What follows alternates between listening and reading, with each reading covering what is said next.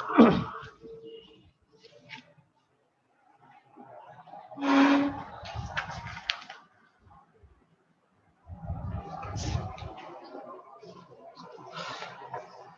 School of engineering বিডির zero to hero on telecommunication engineering এর class number 18 delta মডুলেশনের ক্লাসে স্বাগতম জানাচ্ছি। তো আজকে আমরা শিখবো ডেল্টা মডুলেশন। আপনারা অনেকে নাম শুনে থাকতে পারেন এই ডেল্টা মডুলেশনের, অর্থাৎ অনেক প্রকার মডুলেশন তো দেখেছেন। হ্যাঁ, অ্যাঙ্গেল মডুলেশন এর ভিতরে দেখেছেন, হ্যাঁ পিএম এফএম, তারপরে হচ্ছে যে এএম দেখেছেন, তারপরে পিসিএম ডিজিটাল মডুলেশন দেখেছেন, এএসকে এফএসকে পিএসকে কিউপিএসকে বিপিএসকে বহুত কিছু দেখেছেন, তাই না? আজকে আমরা শিখবো ডেল্টা মডুলেশন। এই ডেল্টা মডুলেশনটা কিভাবে কাজ করে, এর মাধ্যমে আমরা আসলে কিভাবে সিগন্যাল প্রেরণ করি, এই জিনিসগুলো আমরা একটু আজকে শেখার চেষ্টা করব, ঠিক আছে? এবং ডেল্টা মডুলেশনের অঙ্ক আছে, অঙ্কগুলো করবো আর কি।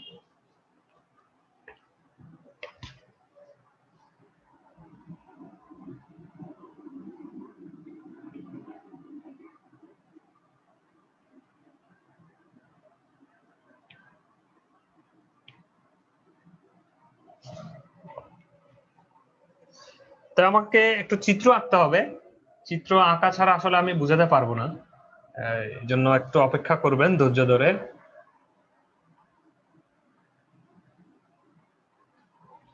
আজকাল সোজা লাইন আঁকতে পারি না, এক সময় বোর্ডে সোজা লাইন স্কেল ছাড়া আঁকতাম, এখন সোজা আঁকতে গেলে বাঁকা বাঁকা হয়ে যায়।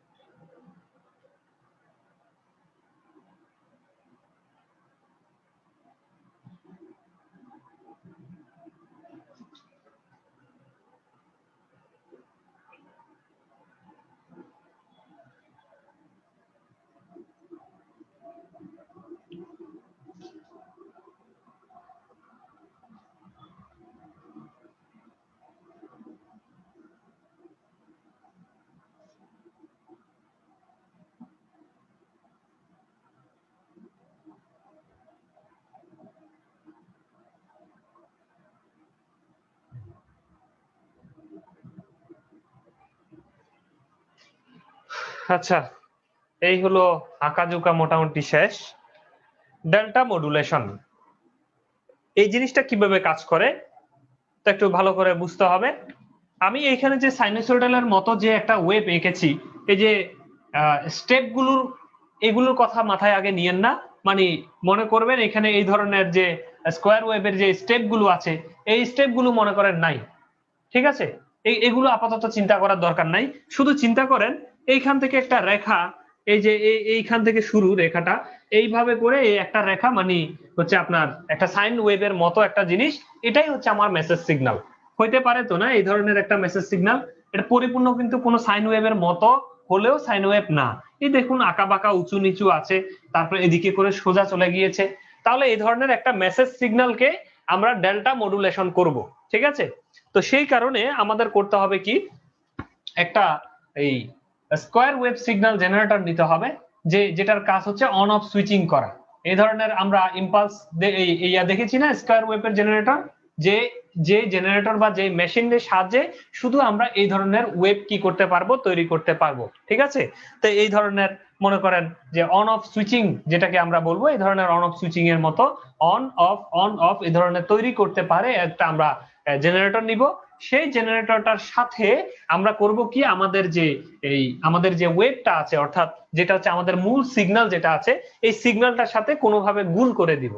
তো গুণটুন করে দেওয়ার পরে জিনিসটাকে দেখতে এই ধরনের হবে। অর্থাৎ এইটা হচ্ছে আমার মেসেজ সিগন্যাল, আর এইটা হচ্ছে আমার একটা মনে করেন যে অন অফ সুইচিং এর একটা সিগন্যাল বা অন অফ সিগন্যাল। এই সিগন্যালটা আমরা এই মেসেজ সিগন্যালের সাথে গুণ করে দিব, এবং গুণ করে দেওয়ার পরে তার চেহারা এখন যে আমি যেভাবে এঁকেছি এই ধরনের দেখতে মনে হবে। এখন আসুন এই চেহারাটা কিভাবে তৈরি হলো, এই জিনিসটা নিয়ে একটা প্রশ্ন আছে। নরমালি এই যে স্কোয়ার ওয়েভ জেনারেটরের কি ছিল, এইভাবে সোজা ছিল, কিন্তু এরকম উঁচু নিচু তো ছিল না।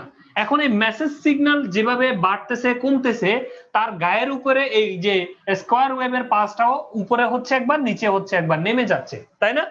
এই যে উপরে মানে মেসেজ সিগন্যালের মতো করে তার যে পরিবর্তনটা হলো, এটা কেন পরিবর্তনটা হচ্ছে, এই জিনিসগুলো নিয়েই আমরা আজকে বিস্তারিত শিখবো। মনে রাখবেন ডেল্টা মডুলেশনের ক্ষেত্রে খুব সিম্পল একটা জিনিস আছে। সিম্পল জিনিসটা কি, সেটা হচ্ছে আমরা যদি উপরে উঠি তাহলে প্লাস, নিচে নেমে গেলে মাইনাস। ঠিক আছে, উপরে উঠলে প্লাস, নিচে নামলে মাইনাস। এখন এখানে প্লাস আর মাইনাসকে আমরা কি নামে ডাকবো, এখানে প্লাস আর মাইনাসকে ডাকবো 1 এবং 0 নামে। যেহেতু ডিজিটাল সিগন্যালের রূপান্তরের জন্যই এইসব কাজগুলো করছি, মানে অন অফ এই জিনিসটা পাওয়ার জন্য। এই কারণে আমরা সবসময় ডেল্টা মডুলেশনের ক্ষেত্রে মনে রাখবো, কোনো কিছু যদি উপরের দিকে যায় সেটা হবে প্লাস, মানে হচ্ছে 1, আর কোনো কিছু যদি নিচের দিকে নামে সেটা হবে মাইনাস, মানে হচ্ছে কি 0। ঠিক আছে, তাহলে উপরে উঠলে প্লাস, নিচে নামলে মাইনাস, মানে উপরে উঠলে 1, নিচে নামলে 0 হিসেবে আমরা ডিনোট করব। এখন দেখুন এই যে এইখান থেকে স্টেপ গুলো উঠা শুরু করলো, এই যে স্টেপ সাইজটা কিন্তু ফিক্সড।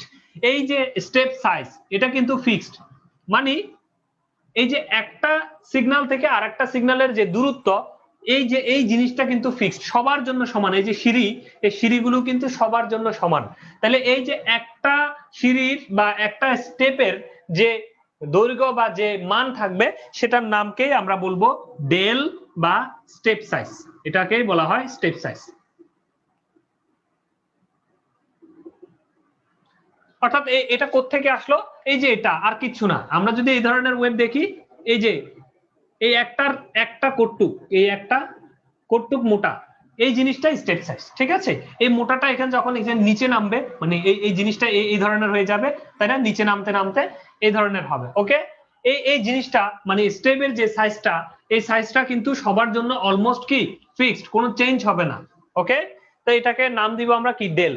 তাহলে দেখেন সেম এরকম আপনি যে চার কোণ আকৃতির বর্গক্ষেত্র এরকম ব্লক নিয়ে নিয়ে যদি পিরামিডের মতো যদি এরকম সাজান, তাহলে এই জিনিসটা এইভাবে করে সাজাতে সাজাতে একটার গায়ের উপরে একটা উঠবে না, পিরামিড শেপে উপরে উঠবে না, আবার নিচে যদি নামান এভাবে নামবে না। জিনিসটা জাস্ট এরকম সিঁড়ির মতো আর কি। এখন আসেন এটা আমি কিভাবে সাজালাম। দেখুন আমার এই সাজানোটা নির্ভর করবে এই আমার যে মূল সিগন্যালটা ছিল, মূল সিগন্যালটা কোন দিকে যাচ্ছে তার উপরে। আপনারা খেয়াল করে দেখবেন এইখান থেকে এই মধ্যবিন্দু পর্যন্ত এই মূল সিগন্যালটা কিন্তু উপরের দিকে উঠছে। ওকে, মূল সিগন্যালটা যদি উপরের দিকে উঠে, তাহলে আমার এই স্টেপ গুলো উপরের দিকে এভাবে উঠতে থাকবে, স্টেপ গুলো দেখুন উপরের দিকে উঠতে থাকলো, ঠিক আছে। এটার পরে যে এইভাবে করে উপরে উঠলো। এখন প্রথম যে স্টেপ সেটা মনে করেন 1, আমরা ধরলাম এটা হচ্ছে 1, ওকে। এখন 1, তাহলে পরেরটা উপরে উঠলো, তার মানে সিগন্যাল যেহেতু উপরে উঠে, যে দেখুন পরের সিঁড়িটা উপরে উঠলো, তো উপরে যদি উঠে পরেরটার জন্য আবার 1, পরেরটা আবার উপরে উঠলো এই জন্য 1, দেখুন পরেরটা আবার উপরে উঠলো এটার জন্য 1। এইভাবে যত উপরে যদি যেতে থাকি আমি, তাহলে সবগুলো এইভাবে 1 হতে থাকবে। এখন কতটুক পর্যন্ত 1, এই জিনিসটা পর্যন্ত উপরে উঠলাম না, তার মানে হচ্ছে এই পর্যন্ত 1, ওকে, এই পর্যন্ত 1। এখন এই উপরে উঠলাম, দেখুন এই জিনিসটা যেখানে আছে তার উপরে উঠতে গেলে এইখানে আঁকতে হতো না, আমার জিনিসটা এরকম করে এখানে আঁকতে হতো না, কিন্তু আমি কি এখানে এঁকেছি? আমি কিন্তু পাশে এঁকেছি। কেন পাশে? আমার সিগন্যালটার দিকে খেয়াল করুন, আমার উপরে যা উঠা শেষ, এরপরে আমি এখনো কি মানে অনেকটা সমান এর মতো করে এখানে থাকবো, এরপরে নিচে নামছি, এই জন্য এই যে দেখুন তার পাশাপাশি আরেকটা এইভাবে করে দিব, মানে এটা নিচে নেমে যাচ্ছে না, ডাইরেক্ট নিচে নামতেছে না, এইভাবে সমানের মতো থাকছে, এই জন্য দেখুন পাশেই আরেকটা সিগন্যাল আঁকলাম, ওকে। তো এই জন্য এটা যদি প্লাস হয়, এবার দেখুন পাশে যদি আবার এরকম নিচের একটা যদি সিগন্যাল আঁকি, এটা কি হবে? মাইনাস হবে না? মানে আমরা যদি স্কয়ার ওয়েভের কথা এই জায়গাটা চিন্তা করি, এরকম এই যে দেখুন এই উপরে একটা এইভাবে আঁকলাম, তো নিচে একটা যদি এইভাবে আঁকি, সরি এইভাবে না, আমি এই জায়গাটা এই নিচে যদি এইভাবে আঁকি, তো এটা যদি 1 হয় তো এটা কি হবে? 0 হবে না? সেম ভাবে এই নিচের এই জিনিসটা হচ্ছে এই যে 0 এটা, আর এই উপরের এটা হচ্ছে কি এই যে এটা, ওকে। তাহলে এটা হচ্ছে 0, এটা হচ্ছে 1, আবার এই জায়গায় কি আবার 1। কেন আবার একই থাকলো? কারণ এই সিগন্যালটা এখনো কিন্তু এইভাবে নিচে নেমে যায় নাই, একদম পাশাপাশি আছে। আমরা যদি এটা আর একটু বোঝার জন্য দিই, তাহলে জিনিসটা দেখতে এই ধরনের হবে, এই ঠিক আছে, এখন ক্লিয়ার বুঝে যাবে। তাহলে এই জায়গার জন্য হলো দেখুন 1, এই জায়গার জন্য হলো 0, আবার এই জায়গার জন্য দেখুন 1। এখন এই স্টেপটা এবার দেখুন কমপ্লিটলি এবার নিচে নামা শুরু করেছে, যেহেতু সিগন্যাল ডাইরেক্ট নিচে নেমে গেল, আমার স্টেপ নিচে নামছে, এইভাবে করে নামছে।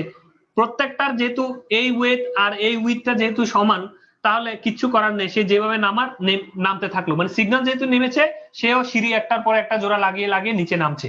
তো যেহেতু এইখান থেকে নিচে নামা শুরু, তাহলে এই 1 এর পরে দেখুন এরপরে যে এটার জন্য 0, এটার জন্য 0, মানে 0 0 0 0 0 হতে থাকলো। কোন পর্যন্ত 0? একদম কমপ্লিট এই পর্যন্ত 0 হবে, তাই না? সর্বনিম্ন বিন্দু যেটা থাকবে তার পর্যন্ত 0 হলো। এরপরে আবার সিঁড়ি দেখুন উপরের দিকে, যেহেতু সিগন্যাল উপরে উঠলো, সে আবার উপরে উঠা শুরু করলো, এই জন্য দেখুন এটার জন্য 1, এটার জন্য 1, এটার জন্য 1, আবার এইখানে এসে দেখুন সিগন্যালটা একটা সমানের মতো হয়ে গেল, এই জন্য এখানে কি হলো 1, এই যে এটা হলো 1, এরপর আবার দেখুন 0, এই হলো 0, এই হলো 1, এই হলো 0, মানে 0 1 0 1, মানে উপরে নিচে এরকম যেতে থাকলো। এখন আমরা এখান থেকে কয়েকটা জিনিস শিখবো, সেই জিনিসগুলো কি? একটা সিঁড়ির এই যে দৈর্ঘ্য, একটা সিঁড়ির যে দৈর্ঘ্য মানে যে উচ্চতা, এই উচ্চতার নাম শিখবো আমরা ডেল, ঠিক আছে।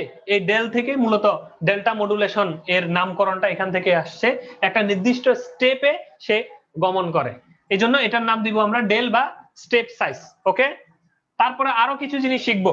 এইখানে দেখুন এই যে আমার সিঁড়িটা রয়ে গেছে উপরের দিকে, মানে আমার ডেল জিনিসগুলো উপরে, কিন্তু সিগন্যাল বাস্তবে ওখানে ছিল না, সিগন্যাল ছিল কোথায় দেখুন তার থেকে অনেক নিচে, তাই না?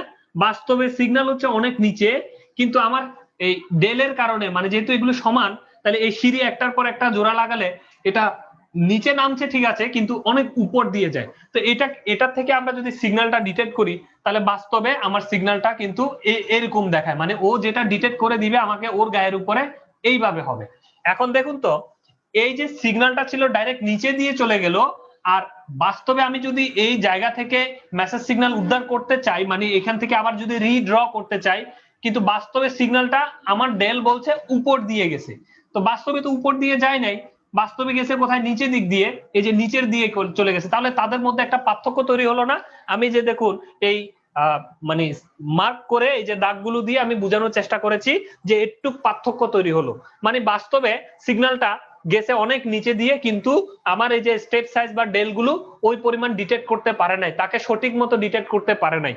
এরকম যদি কোনো ঘটনা ঘটে যে আমার বাস্তবে সিগন্যাল গেছে এক জায়গা দিয়ে, কিন্তু আমার স্টেপ গুলোর কারণে একটা নির্দিষ্ট স্টেপ সাইজ থাকার কারণে সে ওই সিগন্যাল বরাবর করে নামতে পারে নাই। অনেকটা এই যে দেখুন এখানে কিন্তু সিগন্যাল যেভাবে উঠছে ওই সিগন্যালের গা ছুঁয়ে ছুঁয়ে কিন্তু স্টেপ গুলো গেছে, আর এইখানে দেখুন এই স্টেপ গুলো এই সিগন্যালের থেকে অনেক দূরে চলে গেছে।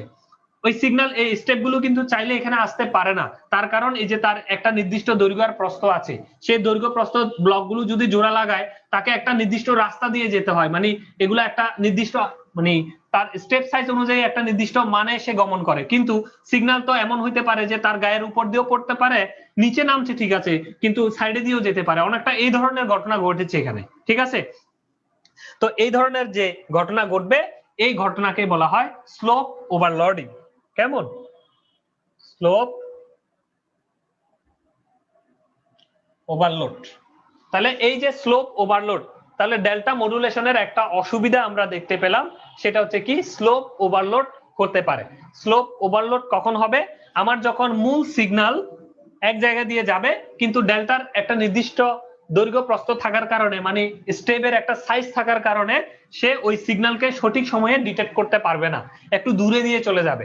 যদি দূরে দিয়ে যায় ওই অবস্থায় যে সমস্যাটা তৈরি হয় সেটার নাম হচ্ছে স্লোপ ওভারলোডিং। আচ্ছা, আর একটা সমস্যা আছে ডেল্টা মডুলেশনের, খুব জনপ্রিয় একটা মডুলেশন, এটা কিন্তু সবাই ব্যবহার করে, তার অনেকগুলো কারণ আছে, কিন্তু তার দুটো সমস্যা আছে, মেজর সমস্যা দুটো। একটা হচ্ছে স্লোপ ওভারলোডিং আর একটা হচ্ছে গ্র্যানুলার নয়েজ। ঠিক আছে, আমরা সেই গ্র্যানুলার নয়েজ সম্পর্কে শিখবো। সেই জিনিসটা কি?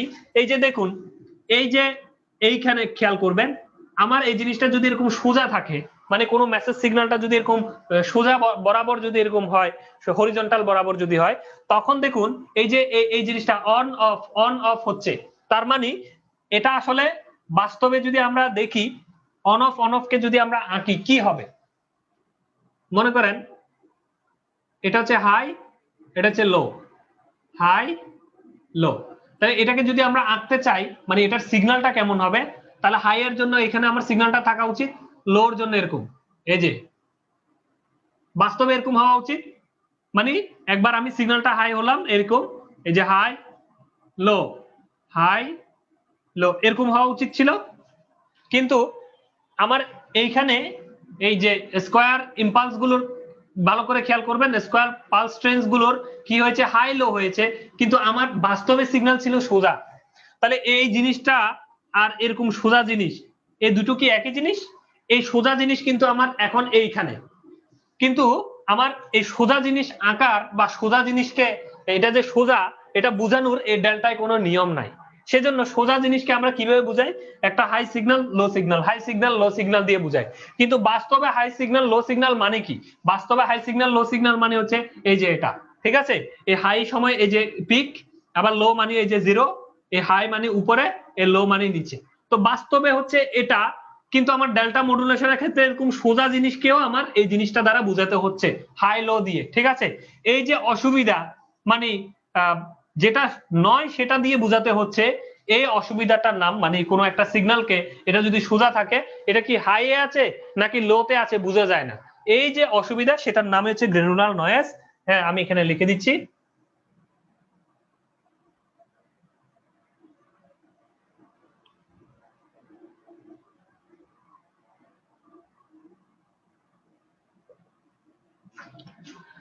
গ্র্যানুলার নয়েজ, ঠিক আছে, এই জিনিসটাকে গ্র্যানুলার নয়েজ বলা হয়।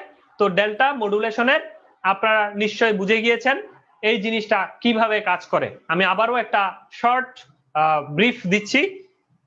যখন আপনার কাছে এই ধরনের একটা মেসেজ সিগন্যাল আসবে, তার সাথে আপনি এই ধরনের square pulse train signal generator গুণ করে দিবেন, মানে তার সাথে তার গায়ের উপরে তুলে দিবেন। তখন এই সিগন্যাল জেনারেটরটা ছিল নরমালি সোজা, কিন্তু সে যখন এই মেসেজ সিগন্যালটার সাথে গুণ হবে তখন মেসেজ সিগন্যাল যদি উপরের দিকে উঠে এই পালস ট্রেন গুলো এভাবে উপরে উঠবে, সোজা থাকলে একটু সোজা চলার চেষ্টা করবে, আর নিচে নামলে এভাবে নিচে নেমে যেতে থাকবে। কিন্তু যেহেতু স্কয়ার পালস ট্রেন গুলোর একটা নির্দিষ্ট দৈর্ঘ্য আর প্রস্থ আছে, মানে তার একটা নির্দিষ্ট হাইট এবং উইথ আছে, এই জন্য সে চললেও তার হাইট উইথ মেনটেন করে সবসময় চলতে থাকবে। এই জন্য হাইট উইথ মেনটেন করে চলতে চলতে যদি আমরা দেখি যে উপরের দিকে উঠছে, তখন আমরা এই জিনিসগুলোকে বলি হাই স্টেপ, মানে একটা স্টেপের থেকে আরেকটা স্টেপ উপরে উঠছে, এই জন্য তখন এই জিনিসটাকে 1111। এখানে যদি আমরা ডিজিটাল কোনো বিটে 1111 ডেল্টা মডুলেশনের ক্ষেত্রে যদি দেখি 1111, তাহলে বুঝে নিব যত 1 থাকবে তত স্টেপ সে উপরে উঠলো। আচ্ছা, যখন 0 হলো, ও স্টেপটা স্টেবল হয়ে গেল, তখন আবার এক ধাপ নিচে নামলো, আবার 1 মানে আবার উপরে উঠলো। এই যে এরপরে 0000 মানে সে নিচে নামতে নামতে নামতে নামতে থাকলো, যতক্ষণ 0 থাকবে ততক্ষণ নিচে, ঠিক ওই স্টেপ পরিমাণ আমরা এভাবে নামাইতে থাকলাম। নামানোর পরে যখনই 1 হলো 1111, তার মানে আবার উপরে উঠলো, যখন 0101 হলো তার মানে সিগন্যালটা কি সমান। এই যে এই ডিজিটাল এই ডাটাগুলো দেখে এখান থেকে কিন্তু এই আমি যে 0101 বললাম, এই ডাটাগুলো দেখে এখান থেকে স্টেপ অনুযায়ী এই সিগন্যালটা কিন্তু আঁকা সম্ভব। এখন এইখান থেকে আমরা যদি এই 0101 ডাটা দেখে যদি এই স্টেপটাকে আবার রিড্র করতে চাই, তখন বাস্তবে কি হবে, এই যে সিগন্যালের মাথা চূড়া বরাবর এই সিগন্যালটা যাবে। আমি একটু অন্য কালার দিয়ে দেখাই, তখন বোধহয় আপনাদের জিনিসটা একটু ক্লিয়ার হবে। যদি আমরা এই ডিজিটাল ডাটা দেওয়া আছে আপনাকে, এইখান থেকে যদি সিগন্যাল আঁকতে বলে, সেক্ষেত্রে এই যে এই মাথার চূড়া বরাবর আঁকতে হবে আপনাকে এইভাবে।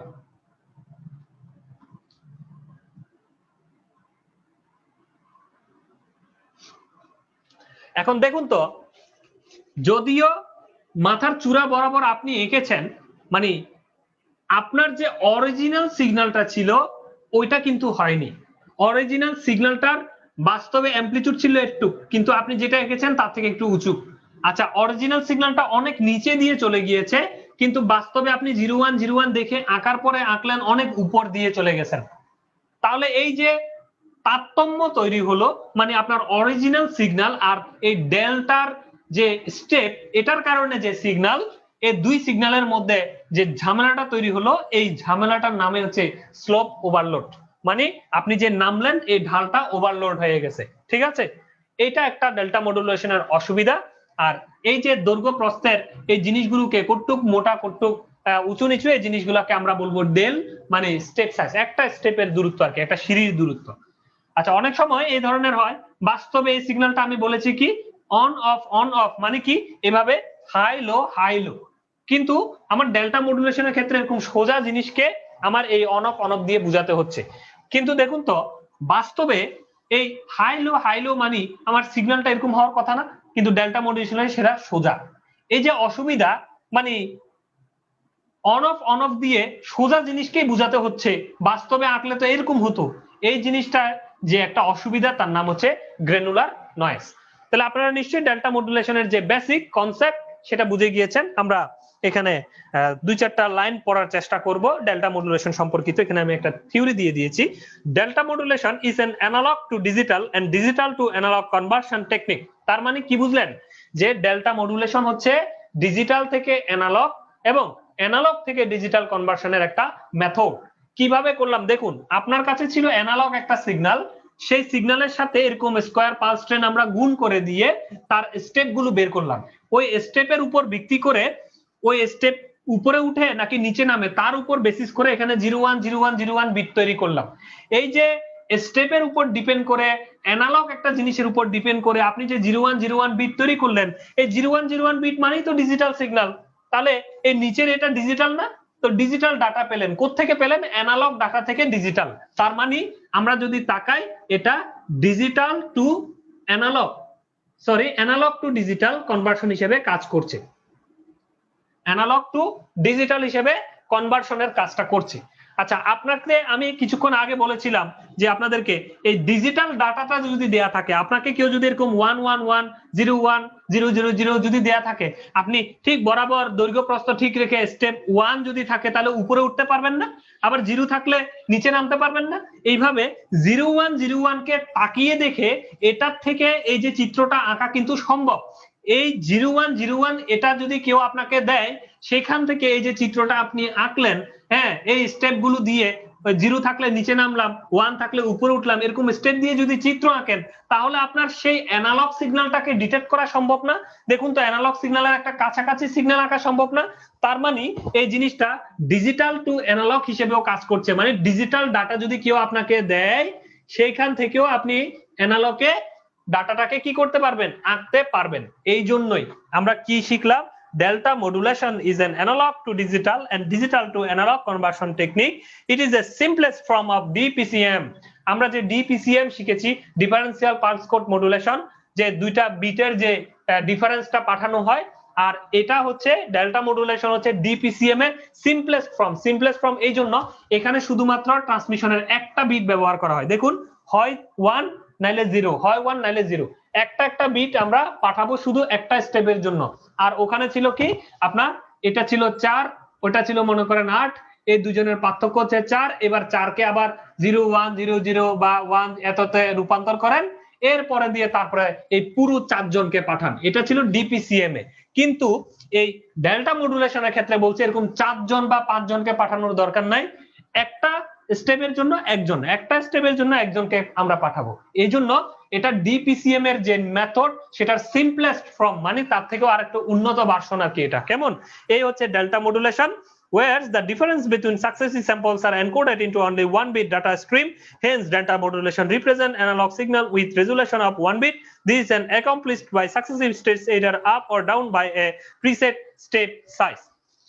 আমি যে কথাগুলো বলেছি এই কথাগুলোই এখানে বলা আছে যে ডিপিসিএম এর ক্ষেত্রে অনেকগুলো বিট পাঠাতে হতো, যেখানে হচ্ছে এই ডেল্টা মডুলেশনের ক্ষেত্রে একটা একটা করে বিট আমরা পাঠাবো।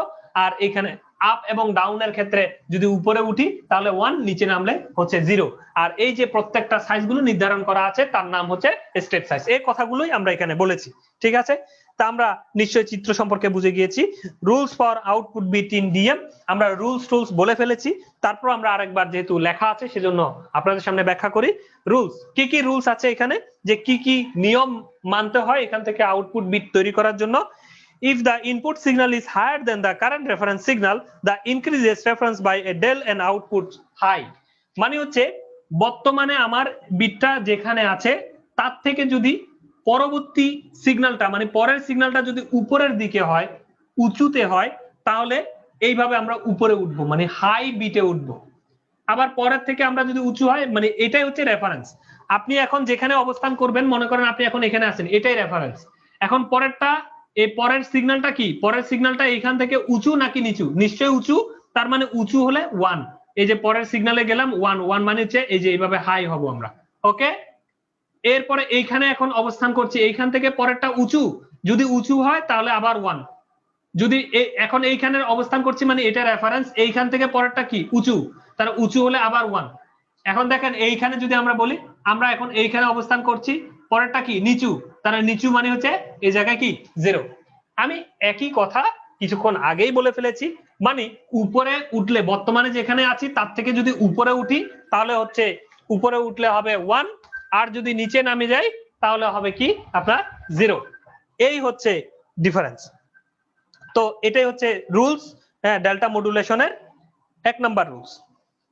2 number rules, if the input signal is lower then, ওই যে 2 নাম্বার রুলস হচ্ছে এটা, যে ইনপুট সিগন্যালটা যদি মানে বর্তমানে আমি যেখানে আছি তার থেকে ছোট হয় তাহলে নিচের দিকে নামছি, মানে হচ্ছে কি 0। এই দুইটাই এখানে কথা আকারে বলে দেয়া আছে। বেনিফিটস অফ ডেল্টা মডুলেশন, এটার সুবিধা কি, কিছুক্ষণ আগে বলেছিলাম যে এটার অনেকগুলো সুবিধা আছে, কিন্তু এটার অসুবিধাও আছে। অসুবিধাও বলে ফেলেছি, কিন্তু সুবিধাগুলো আমি এখন বলছি, শুনুন। 1 bit of resolution and therefore required very little bandwidth. যেহেতু এখানে দেখুন একটা বিট করে পাঠাতে হয়, কয়টা করে, একটা করে বিট পাঠাতে হয়। আমরা বিট পার স্যাম্পল, হ্যাঁ একটা জিনিস পড়েছিলাম যে একটা স্যাম্পলে কয়টা বিট, ভালো করে লক্ষ্য করবেন কিন্তু। যে মনে করেন এরকম একটা সিগন্যাল আছে আপনার কাছে, এই সিগন্যালটা এই জায়গায় উঁচু, কত 8 ভোল্ট, আমরা এই উচ্চতা মেপে দেখলাম হচ্ছে কত ভোল্ট, 8 ভোল্ট। এখন এই 8 ভোল্ট এটা তো একটা স্যাম্পল, স্যাম্পলিং ফ্রিকোয়েন্সির একটা স্যাম্পল, শুধু স্যাম্পল, একটা স্যাম্পল। এই একটা স্যাম্পল বলতেছে ডেসিমাল সিস্টেমে 8 ভোল্ট। এখন এটাকে বাইনারিতে আমরা যদি কনভার্ট করি তাহলে কি হবে, 0 1 2 টু দি পাওয়ার 3 না,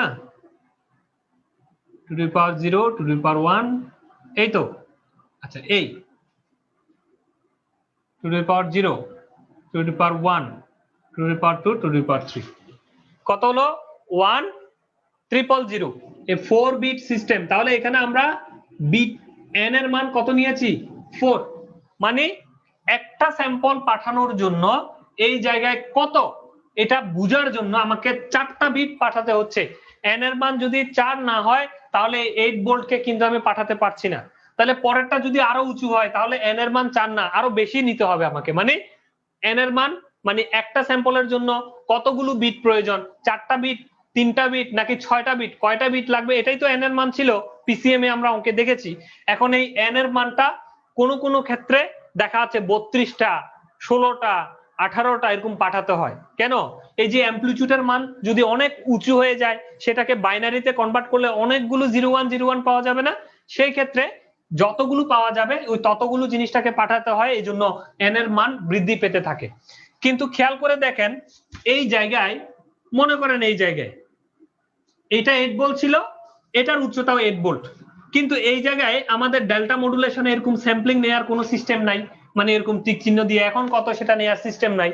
দেখুন এই 8 ভোল্ট জিনিসটাকে পাঠানোর জন্য এখানে কয়টা বিট লাগলো, যা শুধু এটা কি হাই নাকি লো। এই অবস্থায় 8 বিট মানে 8 ভোল্ট যখন ছিল তখন এই জিনিসটা হাই আছে উপরের দিকে উঠছে নাকি নিচে নামছে, হাই নাকি লো, এটাই আমরা পাঠিয়েছি কত 1 পাঠিয়েছি, তাই না? শুধু 8 ভোল্টটাকে বোঝার জন্য এখন পাঠিয়েছি 1। দেখুন এখানে 9 ভোল্ট, এই 9 ভোল্টটাকে পাঠাচ্ছি কত, শুধু একটা 1 দিয়ে। আচ্ছা বলেন তো এই শুধু এই 1টাকে পাঠানো সহজ নাকি এই 4টা ডিজিটকে পাঠানো সহজ? নিশ্চয়ই আপনারা বলবেন যে এই 1টাকে সহজেই পাঠানো যায়, এই 4 জনকে পাঠাতে তো অনেক বেশি ব্যান্ডউইথ খরচ হবে। এই জন্যই বলা হচ্ছে যে এই ডেল্টা মডুলেশন সিস্টেমে একটা স্যাম্পলকে পাঠাতে শুধু একটা বিটের প্রয়োজন হয়। দেখুন এই 8 ভোল্টকে পাঠাতে শুধু 1, এই 9 ভোল্টকে পাঠাতে 1, এই 10 ভোল্ট পাঠাতে 0। এই যে মানে একটা স্যাম্পলকে পাঠাচ্ছি শুধু একটা বিট দিয়ে, এটাই হচ্ছে এই ডেল্টা মডুলেশনের সবচেয়ে বড় সুবিধা, এই কারণে এটা কিন্তু যথেষ্ট বেশি ব্যবহৃত হয়। 1 bit of resolution and therefore requires very little bandwidth। তো এটার জন্য আসলে ব্যান্ডউইথটা কি হয়, খুব কম ব্যান্ডউইথ প্রয়োজন হয় এটা পাঠানোর জন্য। ইট রিকোয়ার্স সিম্পল হার্ডওয়্যার, মানে এটার যে যন্ত্রপাতি মানে এটাকে বানানোর জন্য যে যন্ত্রপাতি সেটাও খুব সিম্পল হয়। কারণ এই যে দেখুন এখানে একটা স্কোয়ার পালস ট্রেনের একটা আপনার শুধু সিগন্যাল জেনারেটরের সাথে একটা গুণ সার্কিট মানে মাল্টিপ্লায়ার সার্কিট একটা অ্যাড করে দিলে এটা কিন্তু তৈরি হয়ে যাচ্ছে। এই জন্য এটাতে যে মেকানিজম বা যে জিনিসপত্র লাগবে সেটাও মোটামুটি সিম্পল হয়। Delta modulation can be used to modulate unbound signal. Delta modulation can be modulated to modulate unbound signal, মানে এটার কোনো বাউন্ডলেস আর কি, কোনো বাউন্ড নাই, কোনো অসীম যে সিগন্যাল গুলো আছে সেটা এই ডেল্টা মডুলেশন দিয়ে সম্ভব। আপনি একটা জিনিস খেয়াল করে দেখেন, আমরা একটু মুছে দিই জিনিসগুলো। যদি এমন হয় যে আপনার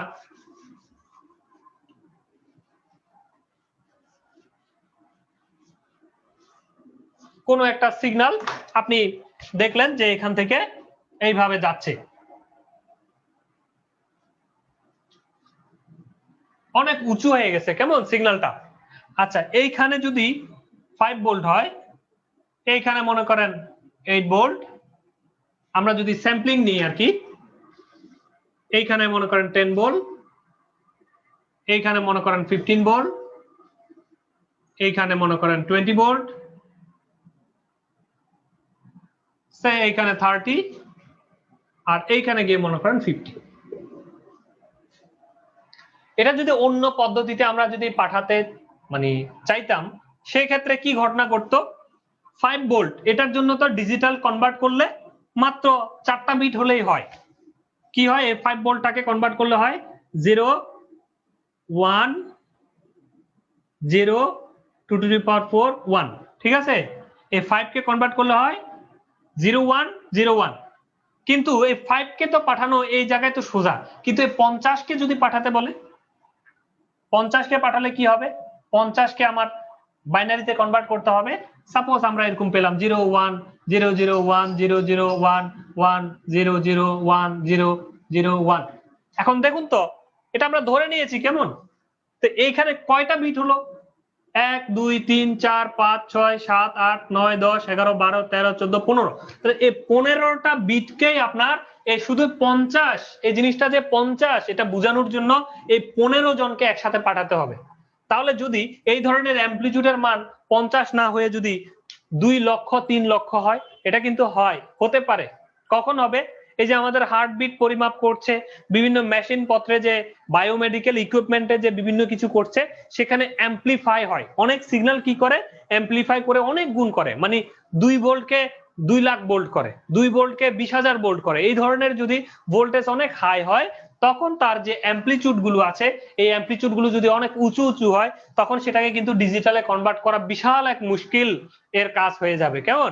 ডিজিটালে কনভার্ট করতে হলে শুধু একটা, সে যে 50, সে যে 20,000, এটা 19,000, এটা 18,000, একজনের জন্যই দেখা যাচ্ছে আপনাকে 100টা 200টা করে করে এরকম বিট পাঠাই দিতে হবে। তাহলে একটা স্যাম্পলকে বোঝানোর জন্য যদি এরকম 100টা করে ডাটা পাঠান, কি পরিমাণ ব্যান্ডউইথ লাগবে? সেই জায়গায় ডেল্টা মডুলেশন কত সহজ দেখেন। এই ডেল্টা বলছে কি, এই জায়গার জন্য আমার শুধু একটা বিট হইলে হয়, মানে এটা কি উপরে উঠছে নাকি নিচে নামছে, এটা কি হাই নাকি লো, এটা বুঝতে পারলেই ডেল্টা মডুলেশন কি করতে পারে, যে ওই আগের জনে কি ছিল তার উপর ডিপেন্ড করে ও কি করতে পারে, ডিটেক্ট করে নিতে পারে যে এই অবস্থায় মানটা কত। আগের জন যদি 40 থাকে, ও তাহলে এখন মনে হয় 50, এইভাবে সে ডিটেক্ট করতে পারে। আমরা কিছুক্ষণ আগে দেখেছি। এই কারণেই ডেল্টা মডুলেশন বলছে এই সিগন্যালটা যদি লাখ পার হয়েও যদি অনেক উপরেও চলে যায়, বাউন্ডলেস যদি হয়, মানে কোনো নির্দিষ্ট সীমা যদি এটা না থাকে, সেই ক্ষেত্রেও ডেল্টা মডুলেশনে কাজ করানো সম্ভব, খুব সহজেই সম্ভব, যেটা অন্যান্য মডুলেশনের ক্ষেত্রে অনেকটা অসম্ভব হয়ে দাঁড়ায়। এই হচ্ছে ডেল্টা মডুলেশনের 3টা সুবিধা। এখন ডেল্টা মডুলেশনের আমি বলেছি দুটো মেজর কি আছে, অসুবিধা আছে। এই অসুবিধাগুলো আমি বলে ফেলেছি, কিন্তু আমি যেহেতু এখানে শীটে লিখেছি, শীটের লেখাগুলো একবার পড়িয়ে শোনাই আপনাদেরকে। Delta modulation has two major drawbacks. Number 1, slope overload. ঠিক আছে, স্লোপ কি হয়ে যাচ্ছে, ওভারলোড হয়ে গেল, তাই না? মানে আমার স্লোপটা যেখান দিয়ে গিয়েছে, সিগন্যাল তার অনেক আগে গিয়েছে অথবা অনেক পরে গিয়েছে। এই দুই ধরনের অসুবিধা তৈরি হতে পারে।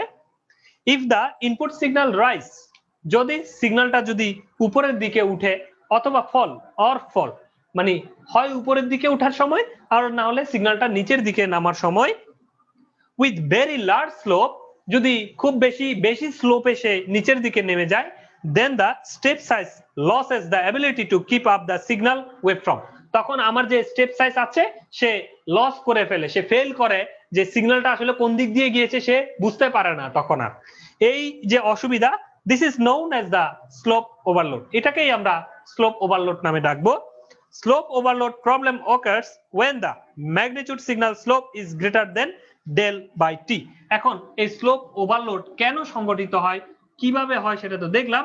এখন বিজ্ঞানীরা বলছে যদি ডেল বাই টি হয়, মানে স্লোপ ওভারলোড সংঘটিত হবে দা স্লোপের মানটা যদি greater than del by T, মানে কখনো যদি এই স্লোপের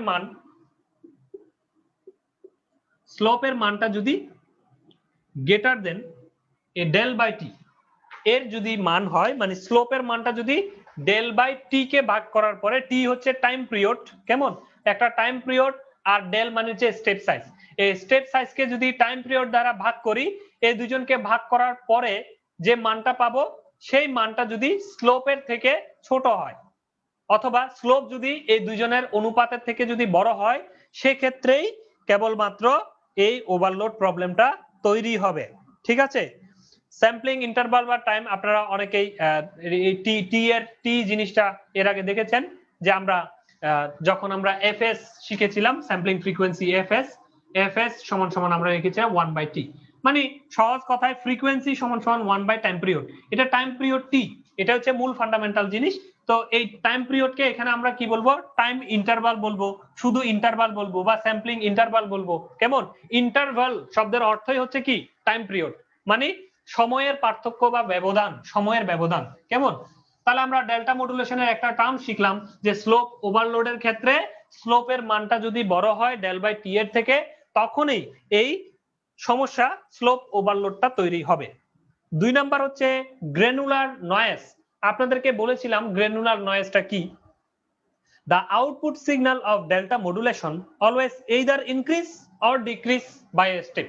বলতেছে ডেল্টা মডুলেশনের আউটপুটটা হয় উপরে উঠে আর নাইলে নিচে নামে, মানে এক স্টেপ উপরে উঠলাম অথবা এক স্টেপ নিচে নামলাম। কিন্তু যদি এমন হয় it cannot stay at single value even when the input signal is not changing, যদি ইনপুট সিগন্যালটা মানে সমান থাকে তখন সে উপরে উঠে না নিচেও নামে না, এক স্টেপ উপরে উঠে নিচে নামে, আবার উপরে উঠে আবার নিচে নামে। এই যে অসুবিধা, this phenomenon is known as granular noise। এই জিনিসটা আমি বলে ফেলেছি। by increasing the step size slope overload problem can be improved। যদি আমরা স্টেপ সাইজকে বড় করে দিই, মানে হচ্ছে খেয়াল করবেন এটা একটা জিনিস।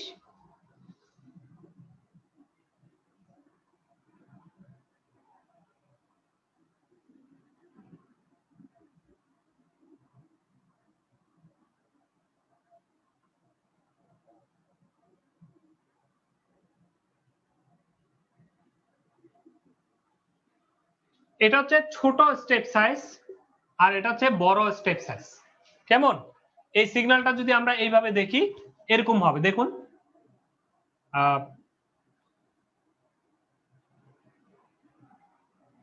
অনেক বড় বড় না আগের তুলনায়?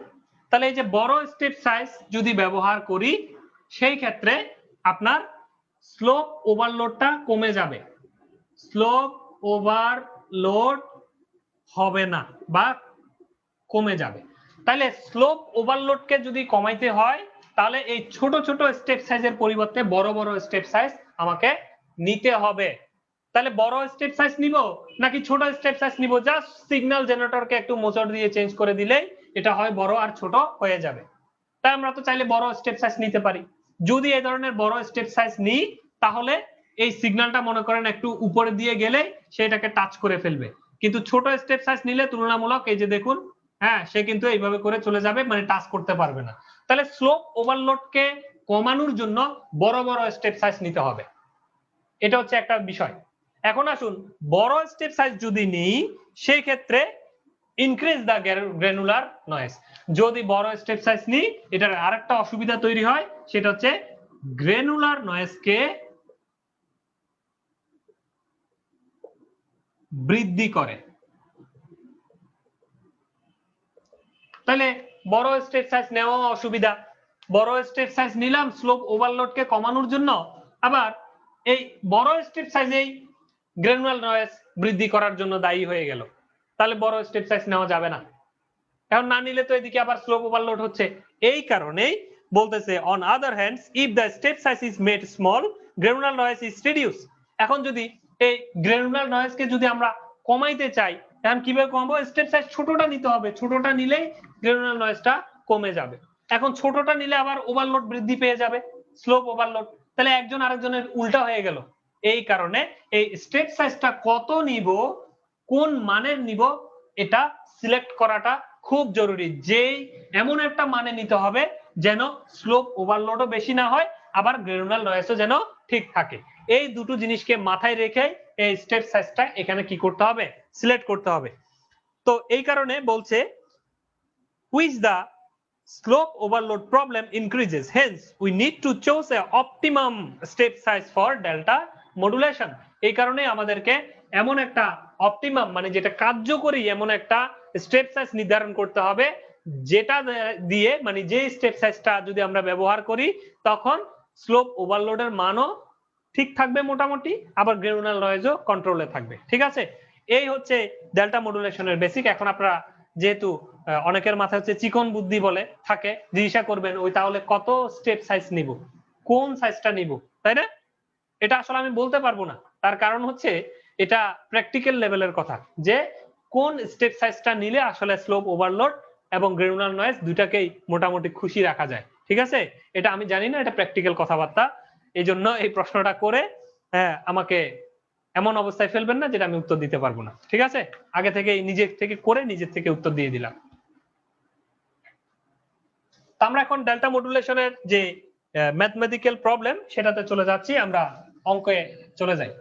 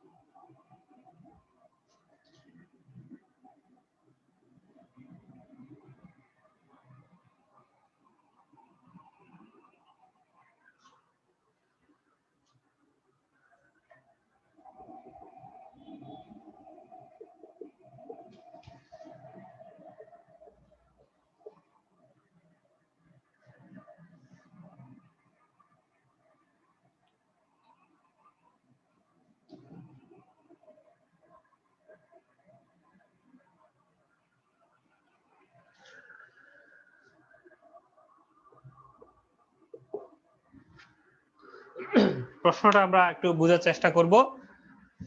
এ ডেল্টা মডুলেশন সিস্টেম বলতেছে একটা আপনার হাতে ডেল্টা মডুলেশন একটা সিস্টেম আছে, is designed to operate at 3 times the Nyquist rate।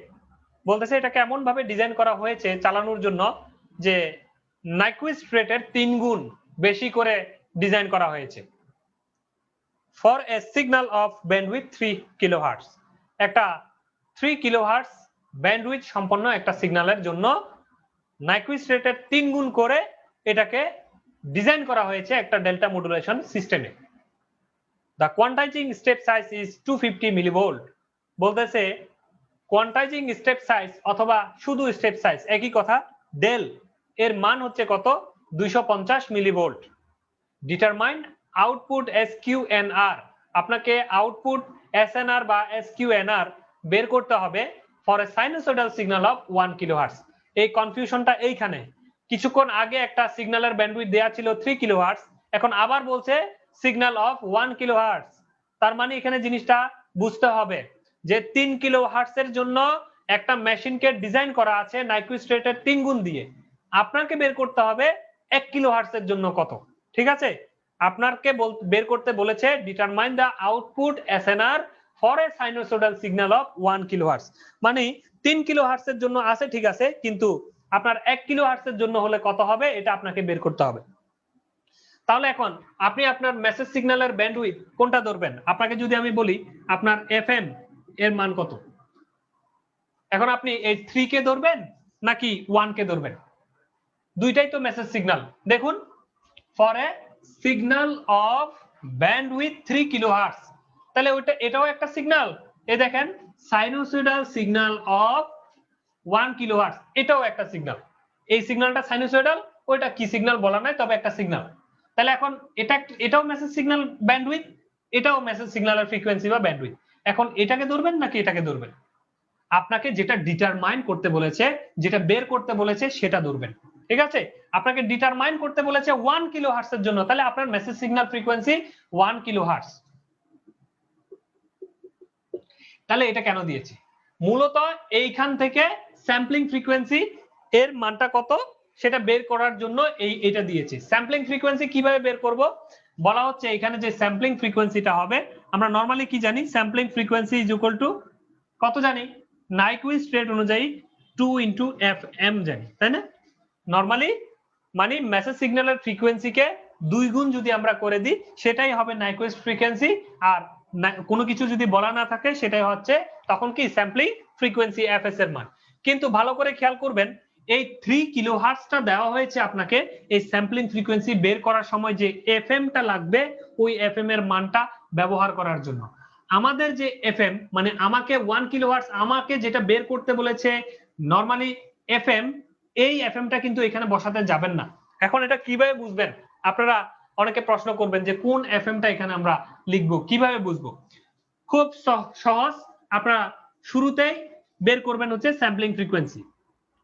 Sampling frequency বের করছি আমি, কি বলছে এখান থেকে পড়া শুরু করবেন। এ delta modulation system is design two operate 3 Times, তার মানে 3 গুণ বলে দিয়েছে, আমি লিখে ফেললাম 3 টাইমস মানে 3 গুণ। দা Nyquist রেট, তাহলে Nyquist রেট তো এমনিতেই 2 গুণ, তাহলে Nyquist রেটের জন্য হলো 2 আর 3 টাইমস থাকার কারণে হলো 3। আচ্ছা, ইনটু কার Nyquist রেট ফর কার জন্য, আপনার জন্য, কার জন্য, করিম সাহেবের জন্য। এই this is the most important terms, for. এই জিনিসটা কার জন্য বলছে? এই জিনিসটা বলছে for a signal of bandwidth 3 kilohertz. এই 3 কিলোহার্টজ সিগন্যালের জন্য এই ঘটনাটা ঘটাইতে বলছে আপনাকে। That's why the value of FM to find FS is 3 kilohertz. Clear? এই জায়গাটা আপনাকে বুঝতে হবে। এই 3 কিলোহার্টজটা কেন আমি এখানে দিলাম আমি আবারও বলছি, যখন আপনি একটা স্যাম্পলিং ফ্রিকোয়েন্সি FS বের করতে যাচ্ছেন সেটা কিভাবে বের করবেন এখান থেকে পড়া শুরু করলেন। Delta modulation system is design two operate 3 Times, 3 গুণ, তাহলে 3 গুণ দিয়ে দিলাম। দা Nyquist রেটের জন্য 2 গুণ। আচ্ছা, এটা কার জন্য? For a signal of bandwidth 3 kilohertz. এই জন্য এই জিনিসটা কার জন্য হবে 3 কিলোহার্টজ এর একটা ব্যান্ডউইথের জন্য হবে এই কারণে মেসেজ সিগন্যাল এফএম এর মান এখানে বসবে 3 কিলোহার্টজ কিন্তু এই এফএম টা 1 কিলোহার্টজ কেন বসালাম না এটার জন্য এই ঘটনাটা ঘটাইতে বলে নাই এটা হচ্ছে আপনাকে বের করতে বলেছে ডিটারমাইন আপনি বের করেন এটা এবার 1 কিলোহার্টজ এর জন্য হলে কত হবে এটা আপনি বের করেন এটার সাথে নাইকুইস্ট গুণ করতে বলে নাই নাইকুইস্ট গুণ করতে বলেছে for a signal of 3 kilohertz okay এই জিনিসটা আমরা যদি গুণ করি 3 3 কে 9 9 দুগুণে 18 18 কিলো হার্টজ হবে এই এফএস এর ভ্যালু ঠিক আছে এখন আসেন আপনার এফএস এর ভ্যালু জানা এফএম এর ভ্যালু 1 কিলোহার্টজ বের করা আছে এসএনআর ফর ডেল্টা মডুলেশন আজকে থেকে আমরা এসএনআর এর নতুন সূত্র শিখব ডেল্টা মডুলেশনের ক্ষেত্রে এস কিউ এন আর বা এসএনআর ফর ডিএম মানে ডেল্টা মডুলেশন ঠিক আছে এসএনআর ফর ডেল্টা মডুলেশন আমরা নতুন সূত্র শিখব 3fs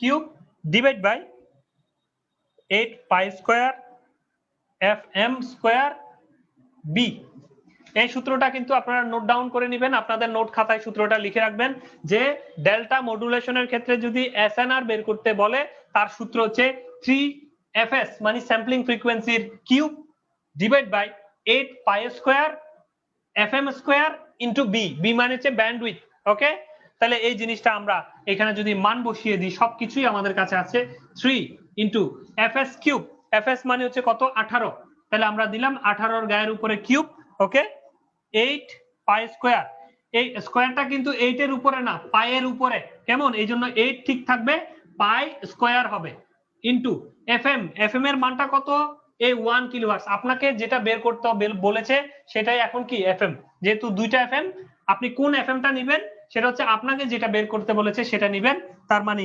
1 এর square into bandwidth what is the value of bandwidth এর ভ্যালু ছিল এই যে 3 কিলোহার্টজ ওকে এইখানে বসবে তখন এই যে 3 এইখানে আমরা যদি মান বসিয়ে দিই তখন আমরা এসএনআর এর মান পাবো কত 723.86 ওয়াট আর এটাকে যদি আমরা ডিবিতে নিয়ে যাই তাহলে হবে 18.68 ডিবি এখন কিভাবে ডিবি টিভিতে কনভার্ট করে এগুলো আমাকে আজকে আর জিজ্ঞাসা করেন না কারণ পূর্বের ক্লাসগুলোতে আমি যথেষ্ট বলার চেষ্টা করেছি সুন্দর করে বোঝানোর চেষ্টা করেছি ওয়ার্ড থেকে কিভাবে ডিবিতে যাব ডিবি থেকে কিভাবে ওয়ার্ডে আসব যারা পারেন না পূর্বের ক্লাসগুলো দেখে নেবেন তাহলে আশা রাখি বিষয়টি ক্লিয়ার হয়ে যাবে তো এই ছিল আমার ছোট্ট একটি অঙ্ক এখন আমরা দ্বিতীয় নাম্বার অঙ্কে চলে যাব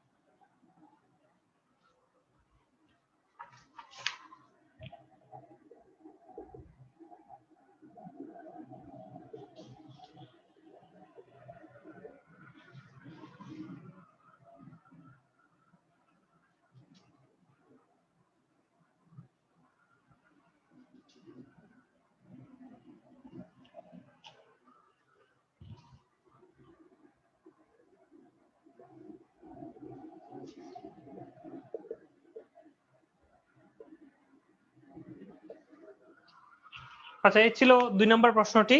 এখানে আমরা দেখতে পাচ্ছি in a single integration delta modulation scheme, মানে এটা ডেল্টা মডুলেশনের একটা প্রকারভেদ আর কি।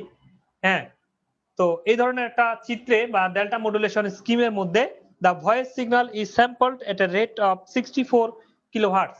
তাহলে ভয়েস সিগন্যালকে স্যাম্পলিং করা হয়েছে rate of 64 kilohertz. Rate of 64 kilohertz মানে কি বিট রেট, তাই না? বিট রেটের মান খুব সম্ভবত না 64 কিলোহার্টজ নাকি? তাহলে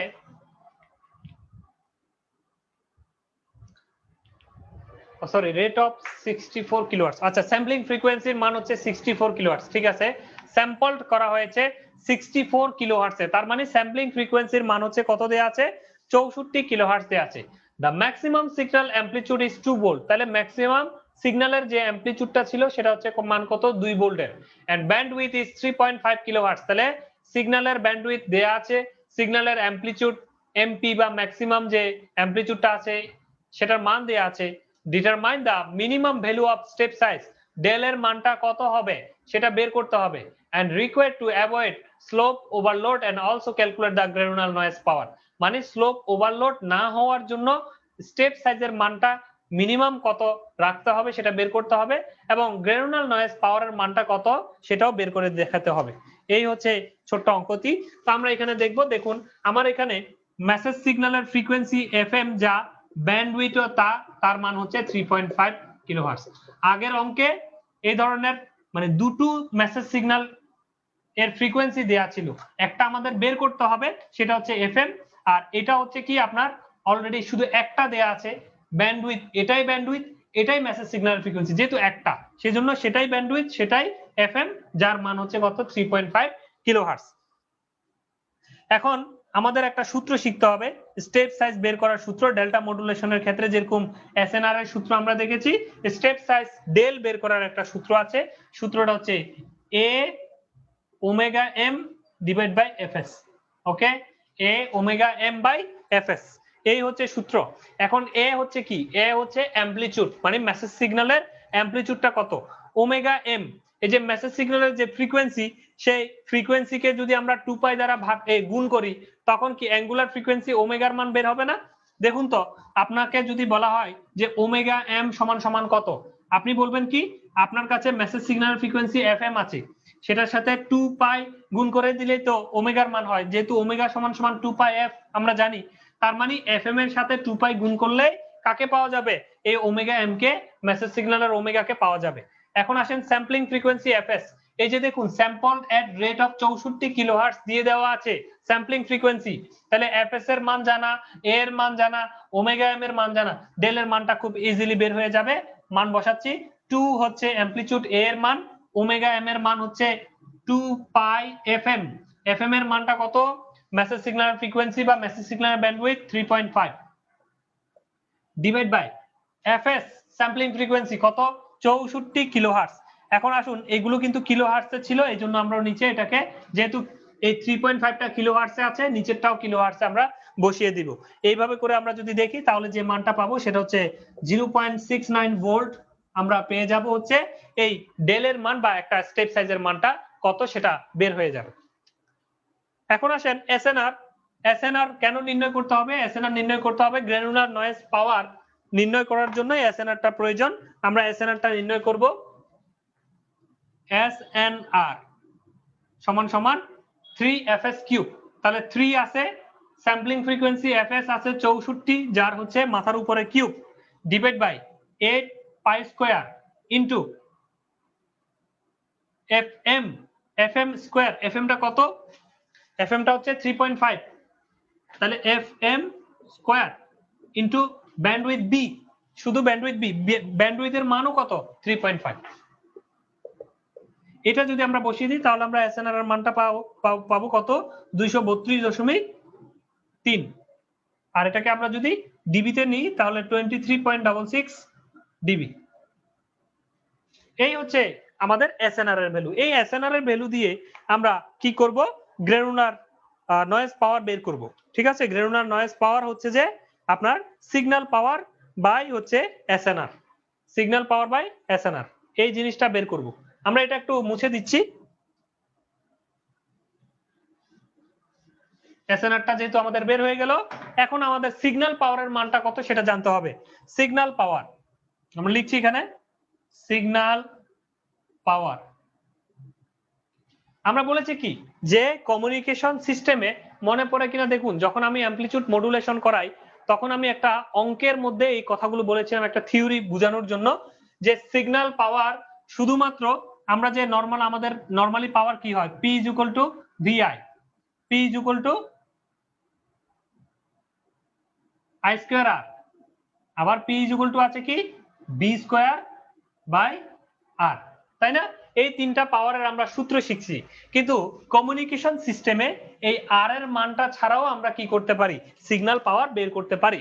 এটা আমি আমার কমিউনিকেশন এর শুরুর দিকে যে অ্যামপ্লিটিউড মডুলেশন সেখানে আমরা শিখেছি, যে কখনো যদি এমন হয় যে ভি স্কোয়ার বাই এই আর এর মানটা হচ্ছে নাই, মনে মনে হচ্ছে 1 বা নাই, আর কি নাই কল্পনা করবেন, কেমন বি স্কোয়ার বাই আর এর মানটা ছাড়াই শুধু বি স্কোয়ার দ্বারাও আমরা এই সিগন্যাল পাওয়ারকে কি করতে পারি, রিপ্রেজেন্ট করতে পারি। এই জিনিসটা আপনাদেরকে শুরুতে আমি আরেকবার বলেছিলাম যে কমিউনিকেশনের ক্ষেত্রে কি হয়, শুধু বি স্কোয়ারকে পাওয়ারের মান হিসেবে ধরে নেওয়া যায়, রেজিস্টরের মানটা কত সেটা ছাড়া শুধুমাত্র বি স্কোয়ারকে পাওয়ার হিসেবে ধরে নেওয়া যায়। ঠিক এই কাজটাই এখানে করব, সিগন্যাল পাওয়ারকে আমরা যেহেতু এখানে রেজিস্ট্যান্সের মান নাই, শুধু বি স্কোয়ার।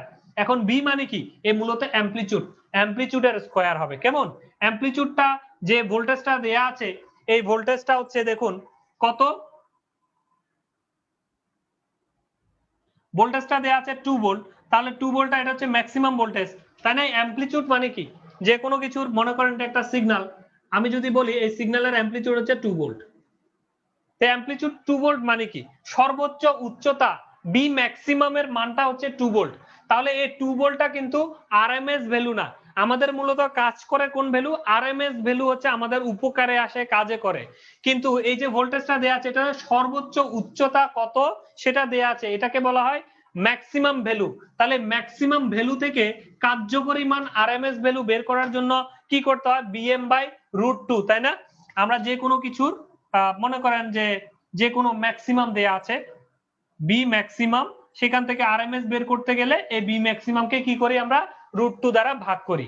ঠিক এখানেও এই কাজটাই করব, বি ম্যাক্সিমামের মানটা বসিয়ে দিব, কত হয় 2।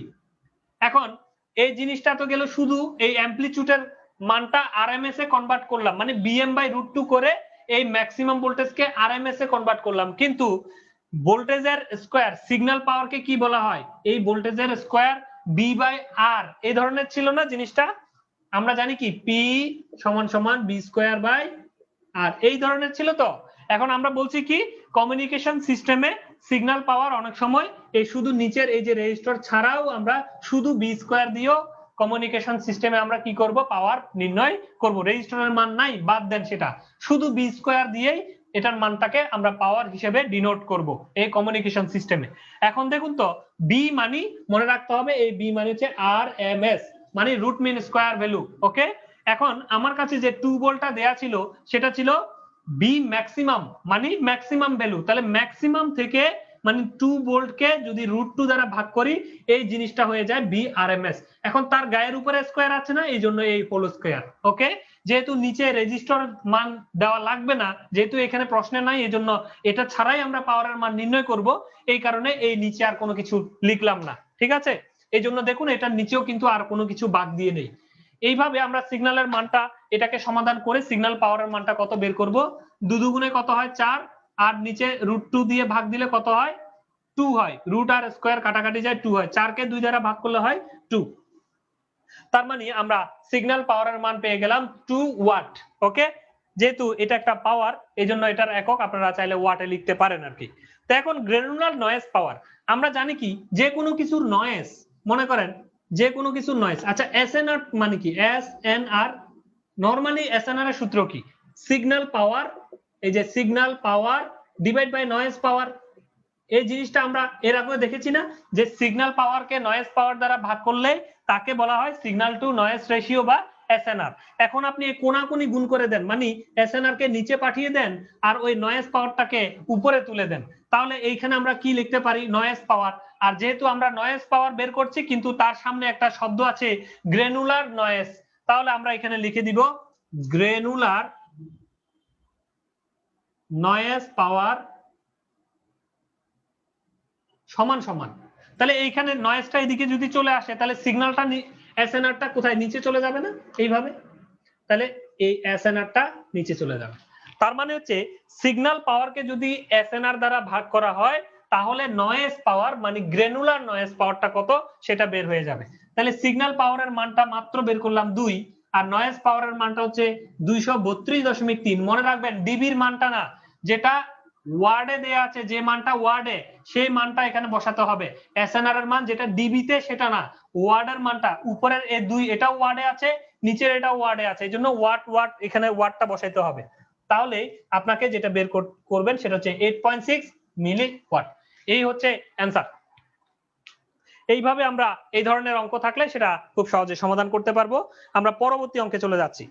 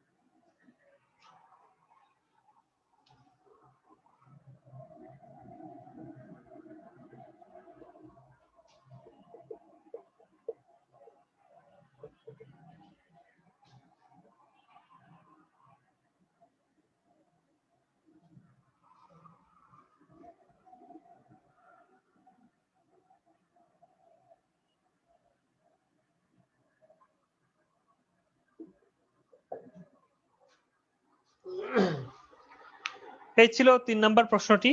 আপনারা ভালো করে খেয়াল করবেন। The input to a linear delta modulation is a sinusoidal. একটা সাইনোসয়েডাল সিগন্যাল আমরা একটা ডেল্টা মডুলেশনের ইনপুটে দিয়ে দিলাম, whose frequency varies from 200 Hz to 4000 Hz। ওই যে ইনপুটে যে সাইনোসয়েডাল সিগন্যালটা দিলাম যার ফ্রিকোয়েন্সি বলা হচ্ছে 200 হার্টজ থেকে 400 হার্টজ পর্যন্ত, 4000 হার্টজ পর্যন্ত ভেরি করে, মানে উঠানামা করে।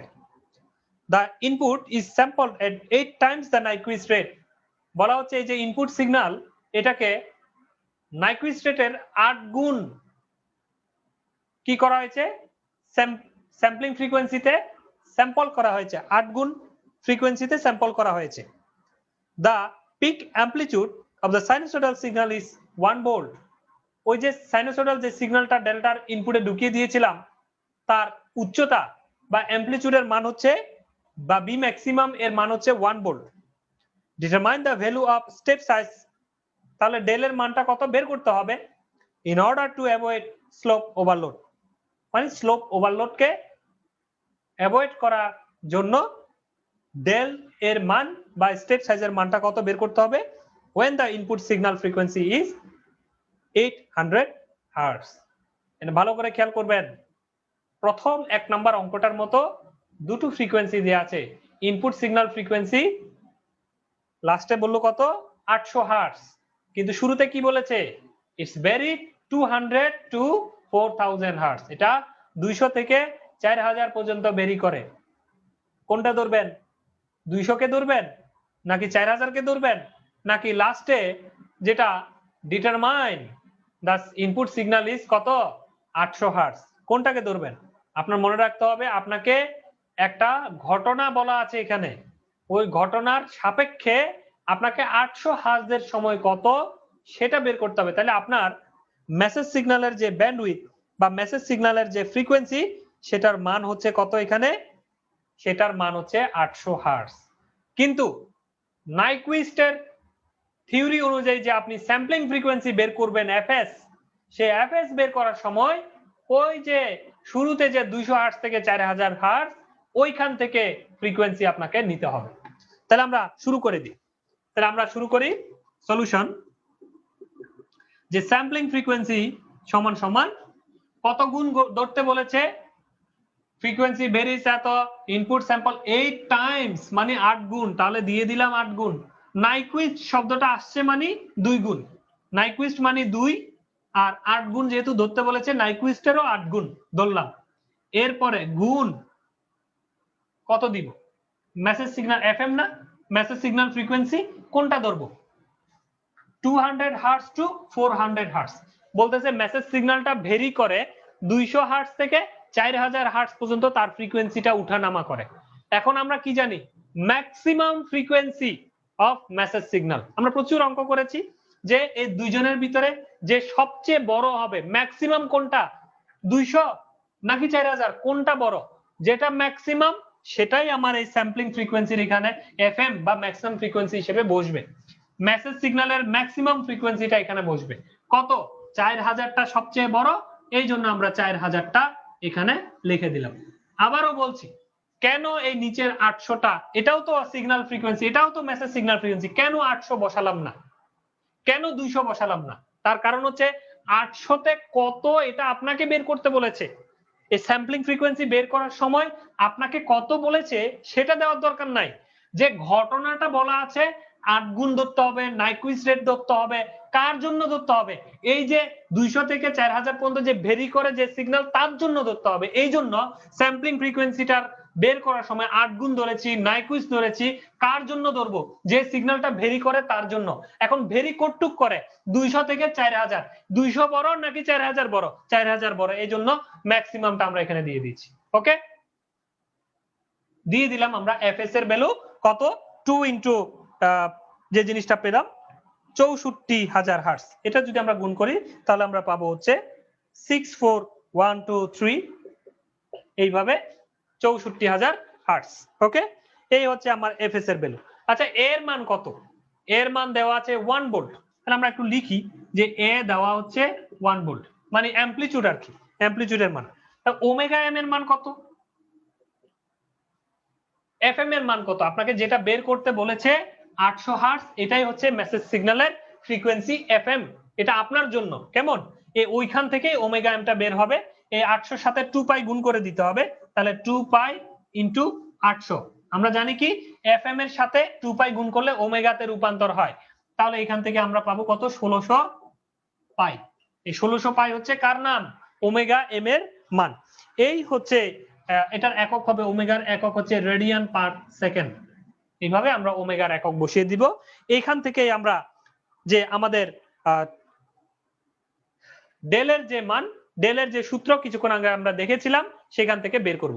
এখন আমরা ডেলের সূত্রটাকে একটু অন্যভাবে একটু শেখার চেষ্টা করি। টু অ্যাভয়েড স্লোপ ওভারলোড, এটা একটা শর্ত।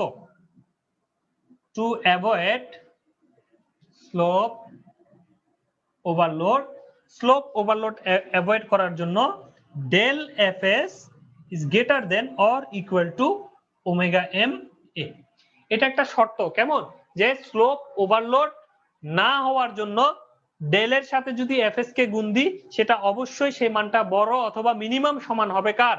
ওমেগা এম ইন্টু এর। ওমেগা এম কে যদি অ্যামপ্লিটিউড দ্বারা গুণ করা হয় যে মানটা হবে সেই মানটা ডেল এফএস এর সাথে হয় সমান হবে, আর নাইলে এই মানটা ডেল এফএস মানটা বড় হবে। এটা হচ্ছে স্লোপ ওভারলোডকে অ্যাভয়েড করার একটা শর্ত। এখান থেকেই মূলত সূত্রটা এসেছিল। আমরা যে কিছুক্ষণ আগে যে আপনাদেরকে সূত্র পড়িয়েছিলাম, del is equal to omega M A divide by FS, এই সূত্রটা কিছুক্ষণ আগে দেখিয়েছিলাম না স্টেপ সাইজ বের করার ক্ষেত্রে? এই যে সূত্রটা মূলত এই শর্ত থেকে এসেছে। তাহলে শর্তটা কি? ডেলের সাথে এফএস গুণ করলে এই মানটা বড় হবে ওমেগা এম এর থেকে অথবা সমান হবে। এটা কখন ঘটনা ঘটবে? স্লোপ ওভারলোড যদি আমরা না করতে চাই, মানে স্লোপ ওভারলোড না হোক এরকম পরিস্থিতি যদি তৈরি করতে চাই, তখনই এই ঘটনা ঘটবে। আর ওইখান থেকেই এই ডেলটাকে যদি রাখি, এফএস টাকে উপরে পাঠালেই এই সূত্রটা তৈরি হয়। ঠিক আছে? তো আমরা এই সূত্রটাতে মান বসিয়ে যে আমাদের কাঙ্ক্ষিত ডেলের মান যেটা আমাদের এখন প্রয়োজন সেই জিনিসটা বের করব। আমরা লিখি ডেল সমান সমান omega M into A divide by FS. এখন আসেন ওমেগা এম এর মান হচ্ছে 1600 পাই, এর মান হচ্ছে 1, আর স্যাম্পলিং ফ্রিকোয়েন্সি এফএস এর মান হচ্ছে 64000। এইভাবে আমরা ডেলের মানটা নির্ণয় করব, যার মান হচ্ছে 0.0785।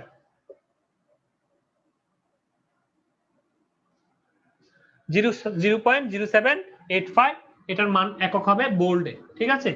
ডেলের মান যেহেতু স্টেপ সাইজটা একটা ভোল্টেজ একক, এই জন্য একক হবে কিসে? বোল্ডে। এই তো বের হয়ে গেল আমার অঙ্ক শেষ। এই এক লাইনের অঙ্ক, মানে যা শুধু ডেলের সূত্রে বসানো। শুধু আপনি স্যাম্পলিং ফ্রিকোয়েন্সিতে কাকে ধরবেন, এফএম হিসেবে কাকে ধরবেন, এই জিনিসটা একটু মাথার মধ্যে নিলেই অঙ্কটা শেষ। ওকে? এই ধরনের ছোট্ট অঙ্কটি আপনাকে দিয়ে দিতে পারে। Determine the value of step size. ঠিক আছে? তাহলে স্টেপ সাইজের মানটা কত আমরা বের করলাম।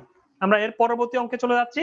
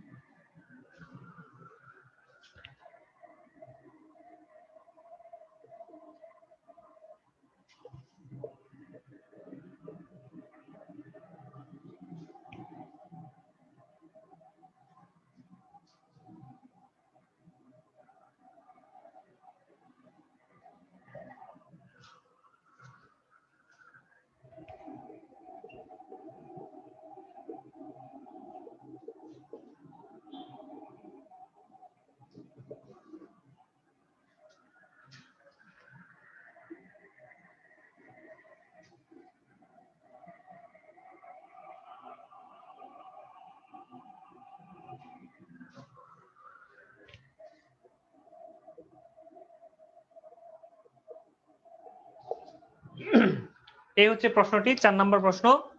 A sinusoidal signal of 2 kilohertz, আপনাকে একটা সাইনোসয়েডাল সিগন্যাল বা সাইন ওয়েভের মতো বা কজ ওয়েভের মতো যে সাইনোসয়েডাল সিগন্যাল গুলো আছে সেগুলো দেয়া আছে, যার ফ্রিকোয়েন্সি হচ্ছে 2 কিলোহার্টজ এর, is applied to a delta modulator। তাহলে একটা ডেল্টা মডুলেটর সার্কিটের মধ্যে এই সিগন্যালটা আমরা ঢুকিয়ে দিলাম।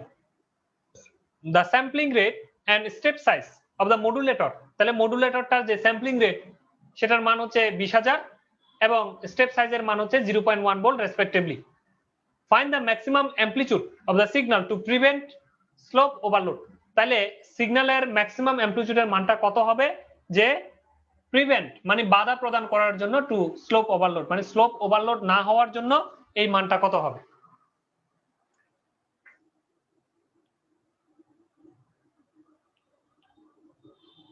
এমডি মিজানুর রহমান কি কথা বলতে চাচ্ছেন? দাদা এখানে একই আইডিতে দুইটা লগইন করা আছে একই নামে।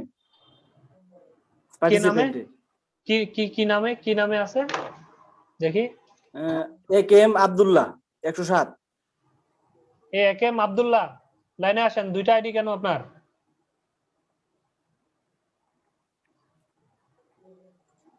একেএম আব্দুল্লাহ শুনতে পাচ্ছেন? একেএম আব্দুল্লাহ,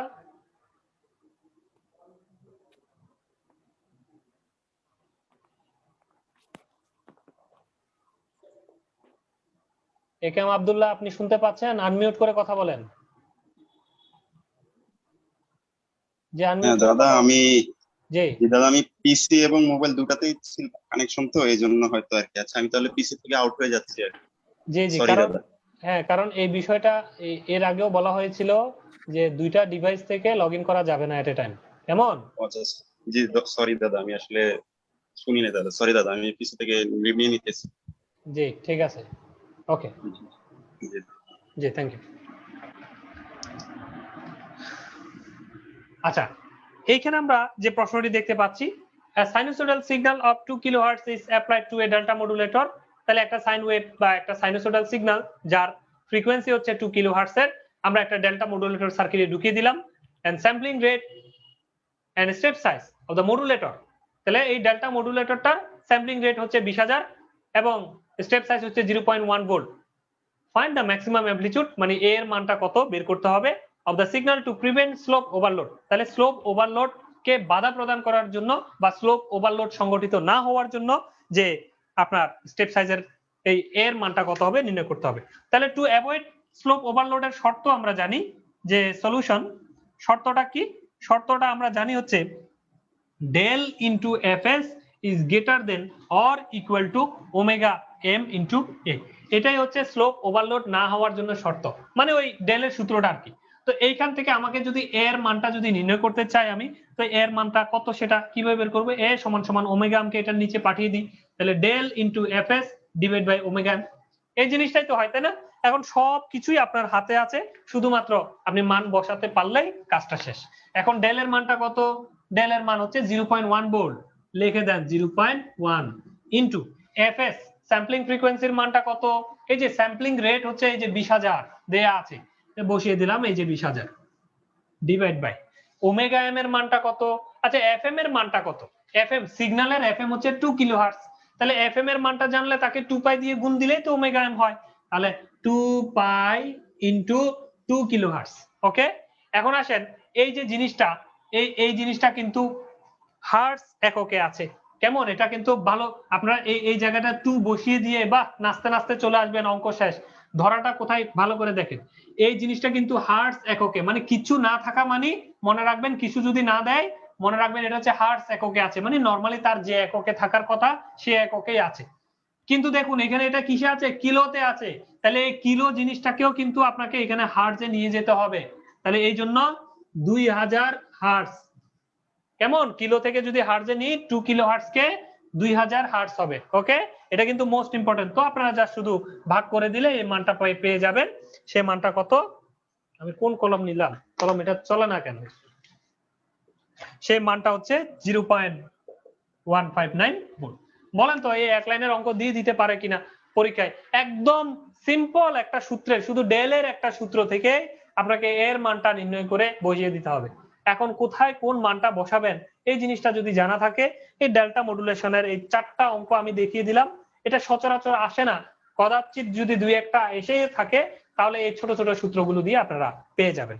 তো এই হচ্ছে এই আমার আজকের মোটামুটি আমার অংশটি। তো আমরা আপনাদের অংশে চলে যাব। তো আপনাদের অংশ এখন থেকে শুরু করছি। আমি চা খেতে খেতে আপনাদের অংশ আপনাদেরকে আনমিউট করে দিচ্ছি, আপনারা প্রশ্ন করতে।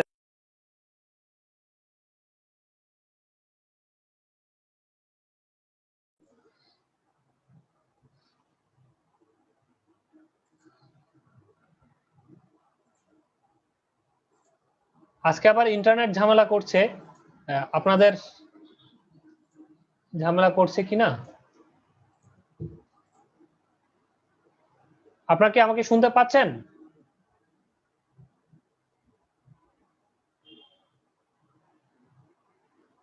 আচ্ছা,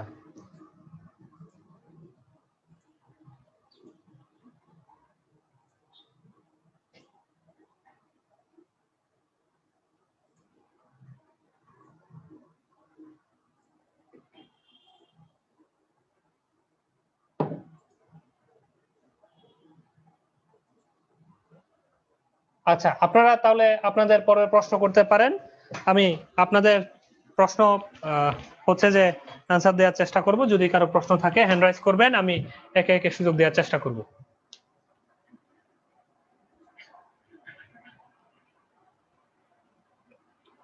যে শামীম খান,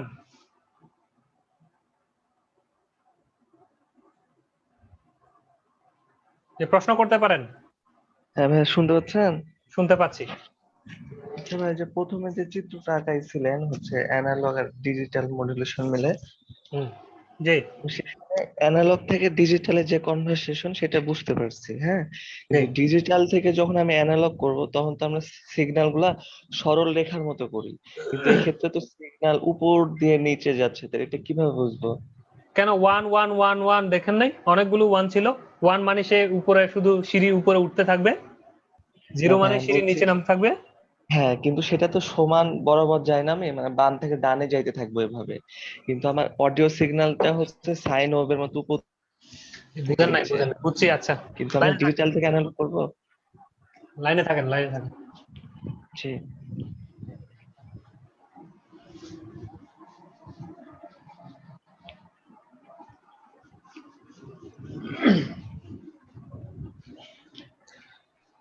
সে আমার কাছে একটা সিগন্যাল আছে, সেটা হচ্ছে 1 1 1 এইভাবে করে 4 5 6, মনে করেন 7টা 1, 0 1 0 0 0 0 0 0 0 1 1 1, এই সিগন্যালটা আছে। এর ডিজিটাল সিগন্যাল আসছে। এখান থেকে আমি ডেল্টা মডুলেশনের সাহায্যে অ্যানালগ সিগন্যাল আঁকবো। 1, এখন যেহেতু দৈর্ঘ্য প্রস্থ সমান, এটা আমি যদি প্রথম রেফারেন্স ধরি, এই 1 এর জন্য কি হবে, একটা সিঁড়ি আমি এইভাবে উপরে উঠবো, এটাই তো হাই। এই যে এই স্টেপ থেকে এক ধাপ উপরে উঠলাম। পরের 1 এর জন্য আরেক ধাপ উপরে উঠলাম, আমি কেটে দিচ্ছি, যেগুলো আমি উপরে উঠছি আমি কেটে দিলাম। পাশে না, এই এখন যেখানে আছি তার থেকে এইভাবে এক ধাপ সিঁড়ি উপরে উঠবো। আবার পরের 1 এর জন্য আরেক ধাপ সিঁড়ি উপরে উঠলাম, পরের 1 এর জন্য আরেক ধাপ উঠলাম, এর পরের 1 এর জন্য আবার এক ধাপ উঠলাম, পরের 1 এর জন্য আবার এক ধাপ, পরের জন্য আবার এক ধাপ, এই 1 এর জন্য এই আরেক ধাপ উঠলাম, এরপরে 0। তাহলে উপরে তো উঠতে পারবো না, এরপরে কি এর নিচে নামলাম, এই 0, 0 এর জন্য কি নিচে নামলাম। ক্লিয়ার? আর এই 1 এর জন্য আবার এক ধাপ উপরে উঠলাম, তারপরে 0 এর জন্য এই এক ধাপ নিচে নামলাম, আবার এই 0 এর জন্য নিচে নামলাম এক ধাপ, এই 0 এর জন্য আরেক ধাপ নিচে নামলাম। জি ভাই, বুঝতে পারছি। নরমালি যে আমাদের এই যে বাইনারি সিগন্যাল ক্ষেত্র কিভাবে আঁকাই আমরা 1010 সময়, জি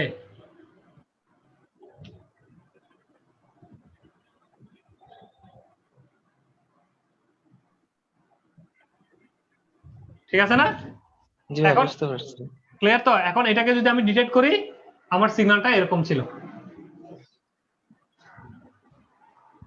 মানে আমরা যখন নর্মালি বাইনারি সিগন্যাল মানে আঁকাই 0 1, তখন জিরো রেফারেন্স থেকে তো এরকম হয় না, এমনি একটা হাই হচ্ছে লো হচ্ছে, হাই হচ্ছে লো হচ্ছে, সেটা সোজা চলে যায় না। জি জি, ওইটা তো পালস ট্রেন। আপনার মডুলেটর কাকে বলছে? গুণ করা আমি বলছি না। নরমালি এটা তো ছিল এরকম যে এরকম হাই লো এরকম একটা পালস ট্রেন। হ্যাঁ হ্যাঁ হ্যাঁ। এরকম এই পালস ট্রেনকে এই সিগন্যালটার সাথে গুণ করে দিতে বলেছি না আমি। এই দুজনকে গুণ করবে, কোথায় করবে? একটা মডুলেটর সার্কিটের করবে, যেটার নাম হচ্ছে ডেল্টা মডুলেটর সার্কিট, যে কিনা উল্লেখ করে দিবে। এটার গায়ের উপরে এইভাবে তুলে দিবে আর কি। হুম, এখানে পালস ট্রেনটা কি ক্যারিয়ার হিসাবে ইউজ হচ্ছে? পালস ট্রেনটা পালস হ্যাঁ। ট্রেনটা কেরিয়ার বলা যাবে না। এখানে কেরিয়ার বলা যাবে না, মানে এই ডিজিটাল কনভার্টারের মতো পিসিএম এ যেরকম আপনার ওইখানে স্যাম্পল একটা নিয়েছি না, স্যাম্পলার ইম্পালস হুম। একটা সিরিজ নিয়েছি না, এই ধরনের একটা জিনিস। মানে ডিজিটাল কনভার্ট করার জন্য একটা, যা শুধু মানে সংমিশ্রণ আর কি, একটা মেথড। একে ডিজিটাল হওয়ার নির্দিষ্ট কোনো পরে ফ্রিকোয়েন্সি আছে? হ্যাঁ অবশ্যই আছে, ফ্রিকোয়েন্সি, স্যাম্পলিং ফ্রিকোয়েন্সি দেখেন না কিছুক্ষণ আগে, এটাও একটা হ্যাঁ স্যাম্পল। হ্যাঁ। তো এটা একটা স্যাম্পলার হিসেবে কাজ করে আর কি তখন। হুম, তাহলে এরকম সিগন্যাল হবে আমাকে মেনশন করে দিবে যে হ্যাঁ এটা ডেল্টা মডুলেশনের ক্ষেত্রে, তাই তো?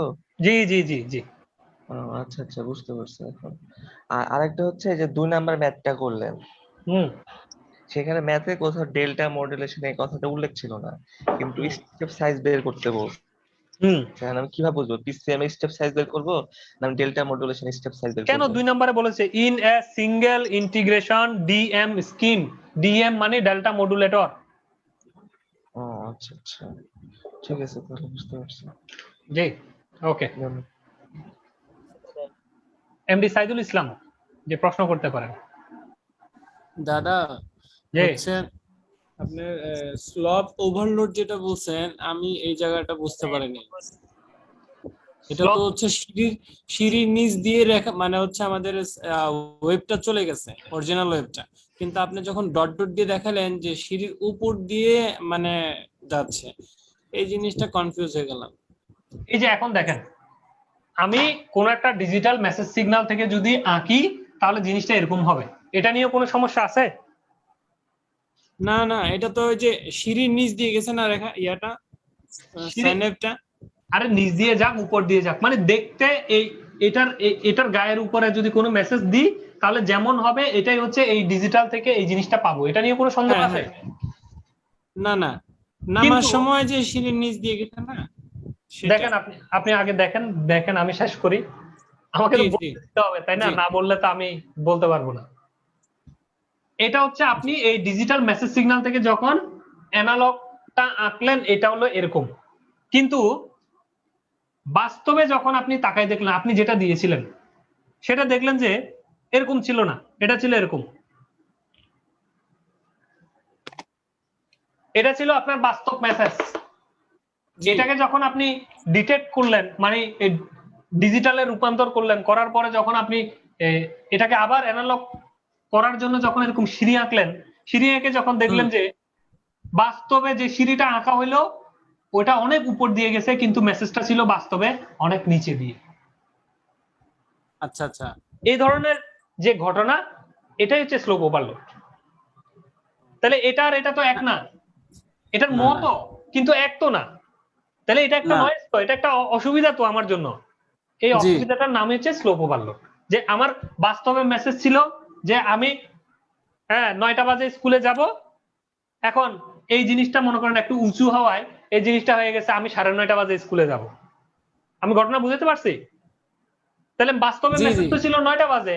তাহলে এই যে মানে ডিজিটালে কনভার্ট করে যখন আমি দেখলাম এই যে একটু পরিবর্তন হয়ে গেল, তার যে একটু মানে স্টেপটা ঠিক রাখতে গেলে, মানে তার দৈর্ঘ্য প্রস্থ ঠিক রাখতে গেলে তাকে একটু দূরে দিয়ে যাওয়া লাগলো।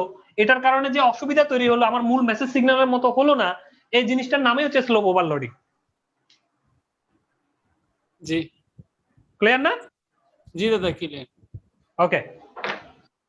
আর যেটা হচ্ছে ওই যে মানে 0101, ওইটা তো কি যেন ছিল দাদা, বললেন? Granular noise. হ্যাঁ, বুঝতে পারছি। ঠিক আছে, থ্যাংক ইউ দাদা। ওকে, ওয়েলকাম। হাবিবুর রহমান, যে প্রশ্ন করতে পারেন। আমার কথা শুনতে পাচ্ছেন? হ্যাঁ, হ্যালো দাদা, আসসালামু আলাইকুম। যে ওয়াজিব হাসান, আমরা পরে আসি আপনার কাছে। এই প্রশ্নেই একটুখানি অ্যান্সার দরকার ছিল। আচ্ছা উনি করুক দাদা উনি করুক। আচ্ছা জি ওয়াজিব হাসান, প্রশ্ন করেন আপনার যদি তারা থাকে। বলতে চাচ্ছিলাম, এক্স অ্যাক্সিস যেটা আঁকিয়েছিলেন আপনার এই সিগন্যালে কোনটা কোনটা? একদম প্রথমে, হ্যাঁ মানে এক্স বরাবর আনুভূমিক যে একটা এই রেখা হ্যাঁ। থেকে একদম, মানে এই সিগন্যালটা শুরু করলেন প্রথম থেকে ওই এক্স অ্যাক্সিস এর নিচে থেকে। হ্যাঁ তা আমি এই সিগন্যালটা যখন আঁকবো তখন ওই সিগন্যালটা ওই ওই অ্যাক্সিস এর উপর থেকে হবে বা নিচ থেকে হবে বা ওই অ্যাক্সিস থেকেই হবে, কি কোনখান থেকে হবে এটা বুঝবো কি করে? আমি আসলে প্রথম দিকে আপনার প্রশ্নটা ক্লিয়ার বুঝতে পারি নাই, আপনি আবার করেন প্রশ্নটা একটু কাইন্ডলি। মানে এই যে সিগন্যালটা আপনি এগিয়েছেন, হ্যাঁ কোন সিগন্যালটা? সিগন্যালের অরিজিনাল সিগন্যালটা নাকি ডেল? আনুভূমিক রেখা আঁকিয়েছিলেন, এই যে বোর্ডে যেটা দেখা যাচ্ছে মেসেজ সিগন্যাল, আসলে আপনার এখান থেকে আপনার মনে হয় বোর্ডে যেটা দেখা যাচ্ছে স্যার, কোনটা কোনটা?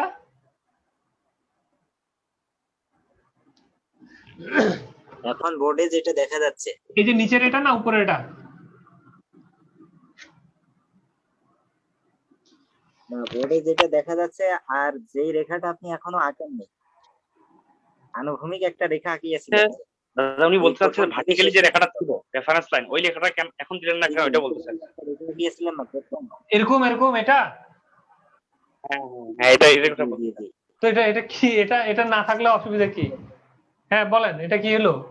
মানে যে এই রেখাটার নিচে থেকে যে স্টার্ট করছেন আর কি সিগন্যালটা, আচ্ছা তো আমি কি এই জাস্ট ওই রেখা থেকে যে নিচে থেকে স্টার্ট করলাম, এটা ও আচ্ছা। কিভাবে বুঝবো যে নিচে থেকে স্টার্ট করতে হবে কিনা ওখান থেকে বা উপর থেকে? বুঝছি, মানে এই যে মিডলের রেখাটা কি এই বরাবর থাকবে নাকি নিচে থাকবে, কোন বরাবর থাকবে সেটাই বলতে চাচ্ছেন, এই তো?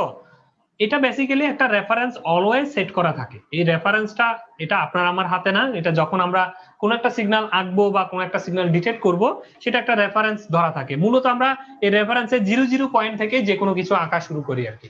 এটা এই মেসেজটার প্রথম অর্থ মানে সে হচ্ছে এই 00 পয়েন্ট থেকে পাঠিয়েছে।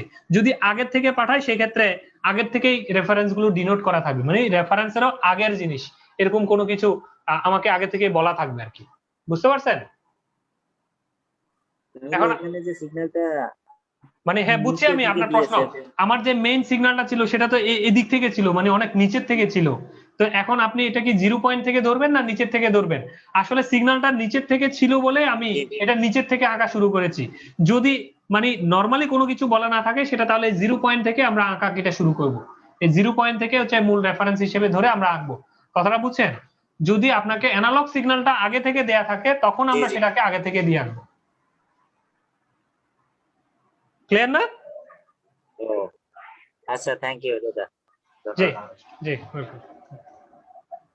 জি হাবিবুর রহমান ভাই, আপনি প্রশ্ন করতে পারেন। জি দাদা, হচ্ছে আমার প্রশ্নটা আজকে ক্লাস রিলেটেড না, ক্লাসের বাইরের কি প্রশ্নটা, কিন্তু আমাদের কোর্স সংশ্লিষ্ট আর কি। জি জি হ্যাঁ দাদা ব্যাপারটা হচ্ছে আমাদের যে ডিসি কোর্সটা তো শেষ হয়ে গেছে।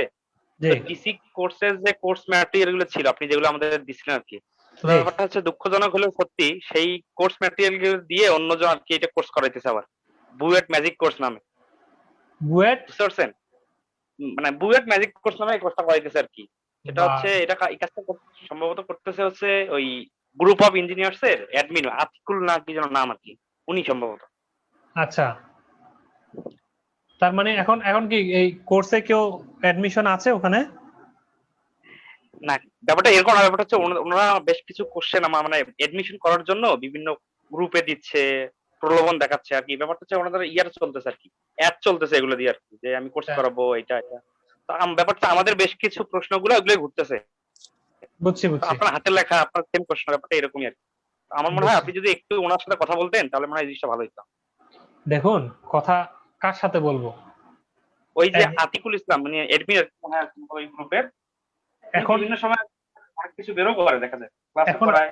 এখন আমি গিয়ে যদি আপনি বলেন যে চোরের সাথে গিয়ে যায় কথা বলতে, আমি এখন চোরের সাথে কি কথা বলবো বলেন আপনি? এটাও ঠিক আছে আর কি, আপনার দিক থেকে এটা ঠিক আছে। আমরা তারপর আসলে আমাদের আমি আসলে ও আমাকে নক দিছিল, এই আতিকুল আমাকে নক দিছে যে আপনার সাথে কিছু ইম্পর্টেন্ট কথা ছিল, আপনি জি। কি আমাকে কাইন্ডলি সময় দিতে পারেন?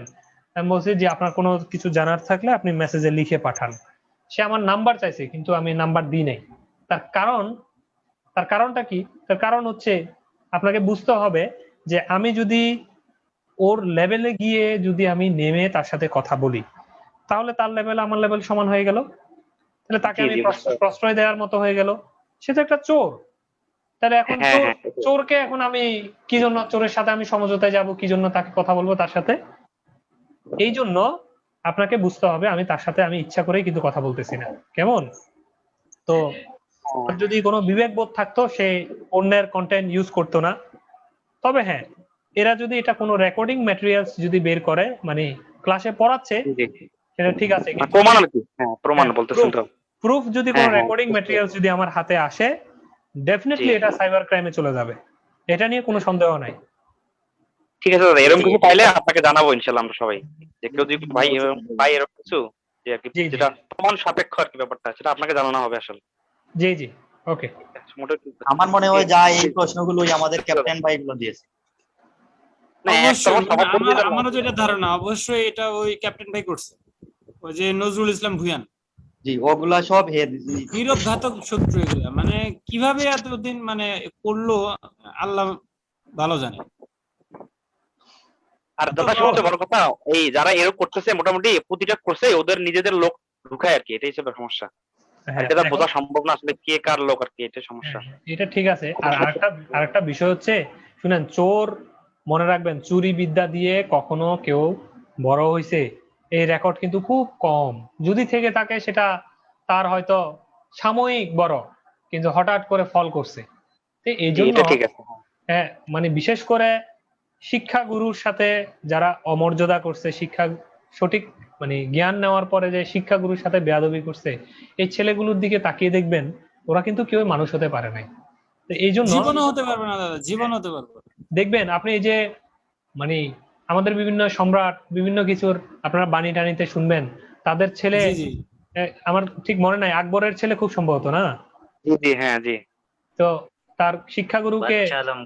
হ্যাঁ, কেন কেন হচ্ছে যে মানে পা ধুয়ে দেয় নাই, হাত ধরে কেন হ্যাঁ, ধুয়ে দেয় নাই, পানি ঢেলে দিছে আর কি, হ্যাঁ, এটার জন্য তার বাবা তাকে মানে শাস্তি দিয়েছেন বা বকাঝকা করেছেন। এই জিনিসটা, এটা দ্বারাই বোঝা যায় যে আসলে শিক্ষা হচ্ছে কখনো কাউকে আপনি দিতে পারবেন না, এটা দান করতে হয়। এই জন্য বলা হয় শিক্ষা দান শব্দটা কেন? জি, জি, কারণ হচ্ছে হ্যাঁ, শিক্ষা কখনো right. এটা অমূল্য। আপনি কোটি টাকা দিলেও কেউ কারোর থেকে শিক্ষা নিয়ে নিতে পারে না। আমি 200 কোটি টাকা দিব, আপনার জ্ঞানটা আমাকে দিয়ে দেন, দিতে পারে না। এটা দান করতে হয় স্ব ইচ্ছায়। কাউকে কেউ দান করলেই তারপর আরেকজনের কাছে যায়। এই জন্য এই দানের জিনিসটা যদি চুরি করে নেয়, সে আসলে এটা কখনোই মানুষ হতে পারবে না। এটা নিয়ে কোনো কথা নাই আর কি। জি দাদা। জি দাদা। জি, হ্যাঁ, আপনি যথেষ্ট চেষ্টা করছেন আর কি এটা একদম গোপন রাখার, কিন্তু আমরাই পারিনি আর কি, আসলে আমাদের ব্যর্থতা এটা। এটাই হচ্ছে এটা আর কি। যাই হোক, এটা অসুবিধা নাই, দেখা যাক কি করা যায়। আচ্ছা, সুব্রত হাবিবুর রায়। রহমান। জি, জি, বলেন। আচ্ছা ভাই, আপনি কি সিঙ্গেল রুমে থাকেন? হ্যাঁ। ও আচ্ছা, তাই বললাম, সিঙ্গেল রুমে থাকেন তো না? জি। বললাম সিঙ্গেল রুমে থাকেন তো? হ্যাঁ, কেন আপনি বলতেছেন করে বুঝছি। না না, আপনি অ্যাডমিশনে আছেন তো, তাই জন্য বললাম আর কি। আপনাকে ও চিনি আমি। বুঝতে পারছি। কোথায়? আচ্ছা, পরে আপনি এটা এখানে কথা না বলি আমরা।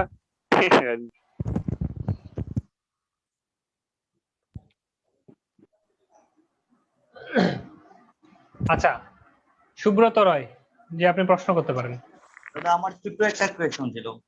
জি, এই যে মানে ম্যাক্সিমাম লেখার সময় আপনি ম্যাক্স লেখে উপরে এম দেন, এটা কিসের জন্য? সিম্পল করার ম্যাক্সিমাম জন্য? আর কি। আরে ম্যাক্সিমামকে সংক্ষেপে লেখে আর কি।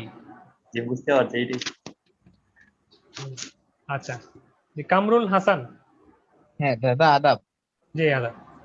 দাদা, 1 নাম্বার প্রশ্নে ওই যে ডিটারমাইন দা ফ্রিকোয়েন্সি 1 কিলোহার্টজ, হুম, তো দাদা এখন ওইখানে বের করার সময় লাস্টে দাদা আমরা জানি ফ্রিকোয়েন্সি, এই যে message signal frequency equal to bandwidth. দাদা ওইখানে ফ্রিকোয়েন্সির জায়গায় 1 বসাইলাম, কিন্তু ব্যান্ডউইথের জায়গায় দাদা উপরে যে নাইকুইস্টের ব্যান্ডউইথ ওইটা বসাইলাম। আমরা এখানে 1 বসাইলাম না কেন? আমি তো আচ্ছা, মানে ব্যান্ডউইথ মনে রাখবেন, এই ডেল্টার অঙ্কগুলোতে ব্যান্ডউইথ বলতে যদি আচ্ছা ব্যান্ডউইথ বলতে এখানে শুনতে পাচ্ছেন আপনি? জি দাদা শুনতে পাচ্ছি। আচ্ছা এইখানে মনে রাখবেন যে ব্যান্ডউইথ বলতে যদি দুইটা ফ্রিকোয়েন্সি স্টেজ বলা থাকে, মানে একটা নাইকুইস্ট ফ্রিকোয়েন্সি, মানে এর সাথে যে ফ্রিকোয়েন্সিটা বলা থাকবে, মানে স্যাম্পলিং ফ্রিকোয়েন্সি বের করার জন্য যে ফ্রিকোয়েন্সি বলা থাকবে, ওই ফ্রিকোয়েন্সিটা এখানে আপনি কি হিসেবে ব্যান্ডউইথ হিসেবে ইউজ করবেন, বুঝতে পারছেন? আর হচ্ছে যেটা আপনাকে বের করতে বলবে মেসেজ সিগন্যাল ফ্রিকোয়েন্সি এফএম, সেটা আপনি ইউজ করবেন হচ্ছে এফএম হিসেবে। কিন্তু এখন এখানে ব্যাখ্যা আছে, যদি স্পেসিফিক মেসেজ মানে ওই যে স্যাম্পলিং বের করার সময় এফএস বের করার সময় যে ফ্রিকোয়েন্সিটা, সেটা স্পেসিফিক যদি ব্যান্ডউইথ শব্দটা ইউজ করে বলা না থাকে, তখন কিন্তু ওই এফএম মানে 1 কিলোহার্টজকেই আপনার ব্যান্ডউইথ হিসেবে ইউজ করতে হবে। যেহেতু এই প্রশ্নটাতে বলেই দিয়েছে যে signal message signal frequency is message signal bandwidth is 3 kilohertz, তাহলে যেহেতু বলেই দিয়েছে bandwidth is equal to 3 kilohertz, এই জন্য এখানে 3 হিসেবে ইউজ করব। আর 3 নাম্বার অঙ্কে দেখেন এই সেম জিনিস, যখন হচ্ছে কত নাম্বার, 3 নাম্বার নাকি, দাঁড়ান, হ্যাঁ 3 নাম্বার অঙ্কে দেখেন এই সেম মানে এফএস বের করার সময় এখানেও 200 থেকে 4000 হার্টজ ফ্রিকোয়েন্সি আছে, 4000 টাকা নিয়েছি, কিন্তু এইখানে কিন্তু 4000 কে আমরা ব্যান্ডউইথ বি হিসেবে ইউজ করি নাই। কেন করি নাই? স্যাম্পলিং বের করার সময় এফএস বের করার সময় করেছি ঠিক, কিন্তু আপনার ব্যান্ডউইথ বের করার সময় এই 4000 কে আমরা নিই নাই, ওই বরঞ্চ এফএম কে আমরা 4000 এই ব্যান্ডউইথ হিসেবে নিয়েছি। তার কারণটা হচ্ছে এখানে একটা সিগন্যালের রেঞ্জ ফ্রিকোয়েন্সি রেঞ্জ দেয়া আছে, কিন্তু বলে দেয়া নাই এটা ব্যান্ডউইথ। আমার কথাটা বুঝতে পারছেন? যেটা 1 নাম্বার অঙ্কে বলা ছিল। দাদা একটু মানে ওই যে যখন এসএনআর বের করলাম ওইখানে যে ব্যান্ডউইথটা দাদা আমি ওইখানে ব্যান্ডউইথ সমান এফএম টা ধরি না কেন, ওইটাই মানে আমার একটু সমস্যা হচ্ছে, কারণ এটাই ডিটারমাইন করতেছি। এখানে ব্যান্ডউইথটা আমি 3 ধরছি, আমি না দেখে 1 বসায় দিছিলাম আর কি করার সময়। আচ্ছা বুঝছি, ওইখানে 1 দিবেন না, ওখানে 3 দিবেন, এই জন্য প্রশ্নে সিগন্যাল ব্যান্ডউইথটার মান কত হবে সেটা বলা ছিল 3 কিলোহার্টজ। আমি আবার পড়ছি, শুনুন। A delta modulation system is designed to operate at 3 times the Nyquist rate for a signal of bandwidth 3 kilohertz. তাহলে সিগন্যাল ব্যান্ডউইথের মান আপনাকে 3 কিলোহার্টজ ধরতে বলে দিয়েছে, ব্যান্ডউইথ শব্দটা স্পেশালি বলে দিয়েছে আপনাকে, এই জন্যই bandwidth B is equal to 3 ধরা হয়েছে, বুঝতে পারছেন? জি জি ঠিক আছে। যদি এইখানে এই জায়গাটা খেয়াল করেন, যদি এই জায়গাটা নাইকুইস্ট এই যে কথাগুলো সেম থাকলো, কিন্তু সিগন্যাল ব্যান্ডউইথ 3 কিলোহার্টজ, এই ব্যান্ডউইথ শব্দটা যদি এখানে না দেওয়া থাকতো, এই সিগন্যাল ইজ 3 কিলোহার্টজ এই ধরনের যদি না থাকতো, রেঞ্জ যদি থাকতো যে the signal message signal frequency varies 200 মনে করেন 2000 হার্টজ, এই ধরনের যদি থাকতো, তখন কিন্তু এইটাকে আবার ব্যান্ডউইথ ধরতে যাবেন না, তখন ওই যে এফএম এর মানটাকে আপনার ব্যান্ডউইথ ধরতে হবে। জি দাদা ওই যে যেটা ডিটারমাইন করতে হলো ওই লাস্টের ওইটাকে বি এর মান মানে ব্যান্ডউইথের মান, ওটাই বি ওটাই এফএম হিসেবে ধরতে হবে তখন। আচ্ছা ঠিক আছে, ধন্যবাদ। জি থ্যাংক ইউ। আচ্ছা তো নিশ্চয়ই আমি আর কোনো হ্যান্ড রাইজ দেখতে পাচ্ছি না, মিন্স আপনাদের প্রশ্ন বোধহয় এখানে শেষ হয়ে গেছে। তাহলে আমি আজ এই পর্যন্তই ক্লাসটি ক্লোজ করে দিতে চাচ্ছি। তো ভালো থাকবেন সবাই, শুভরাত্রি সবাইকে। শুভরাত্রি দাদা। ওকে দাদা, গুড নাইট।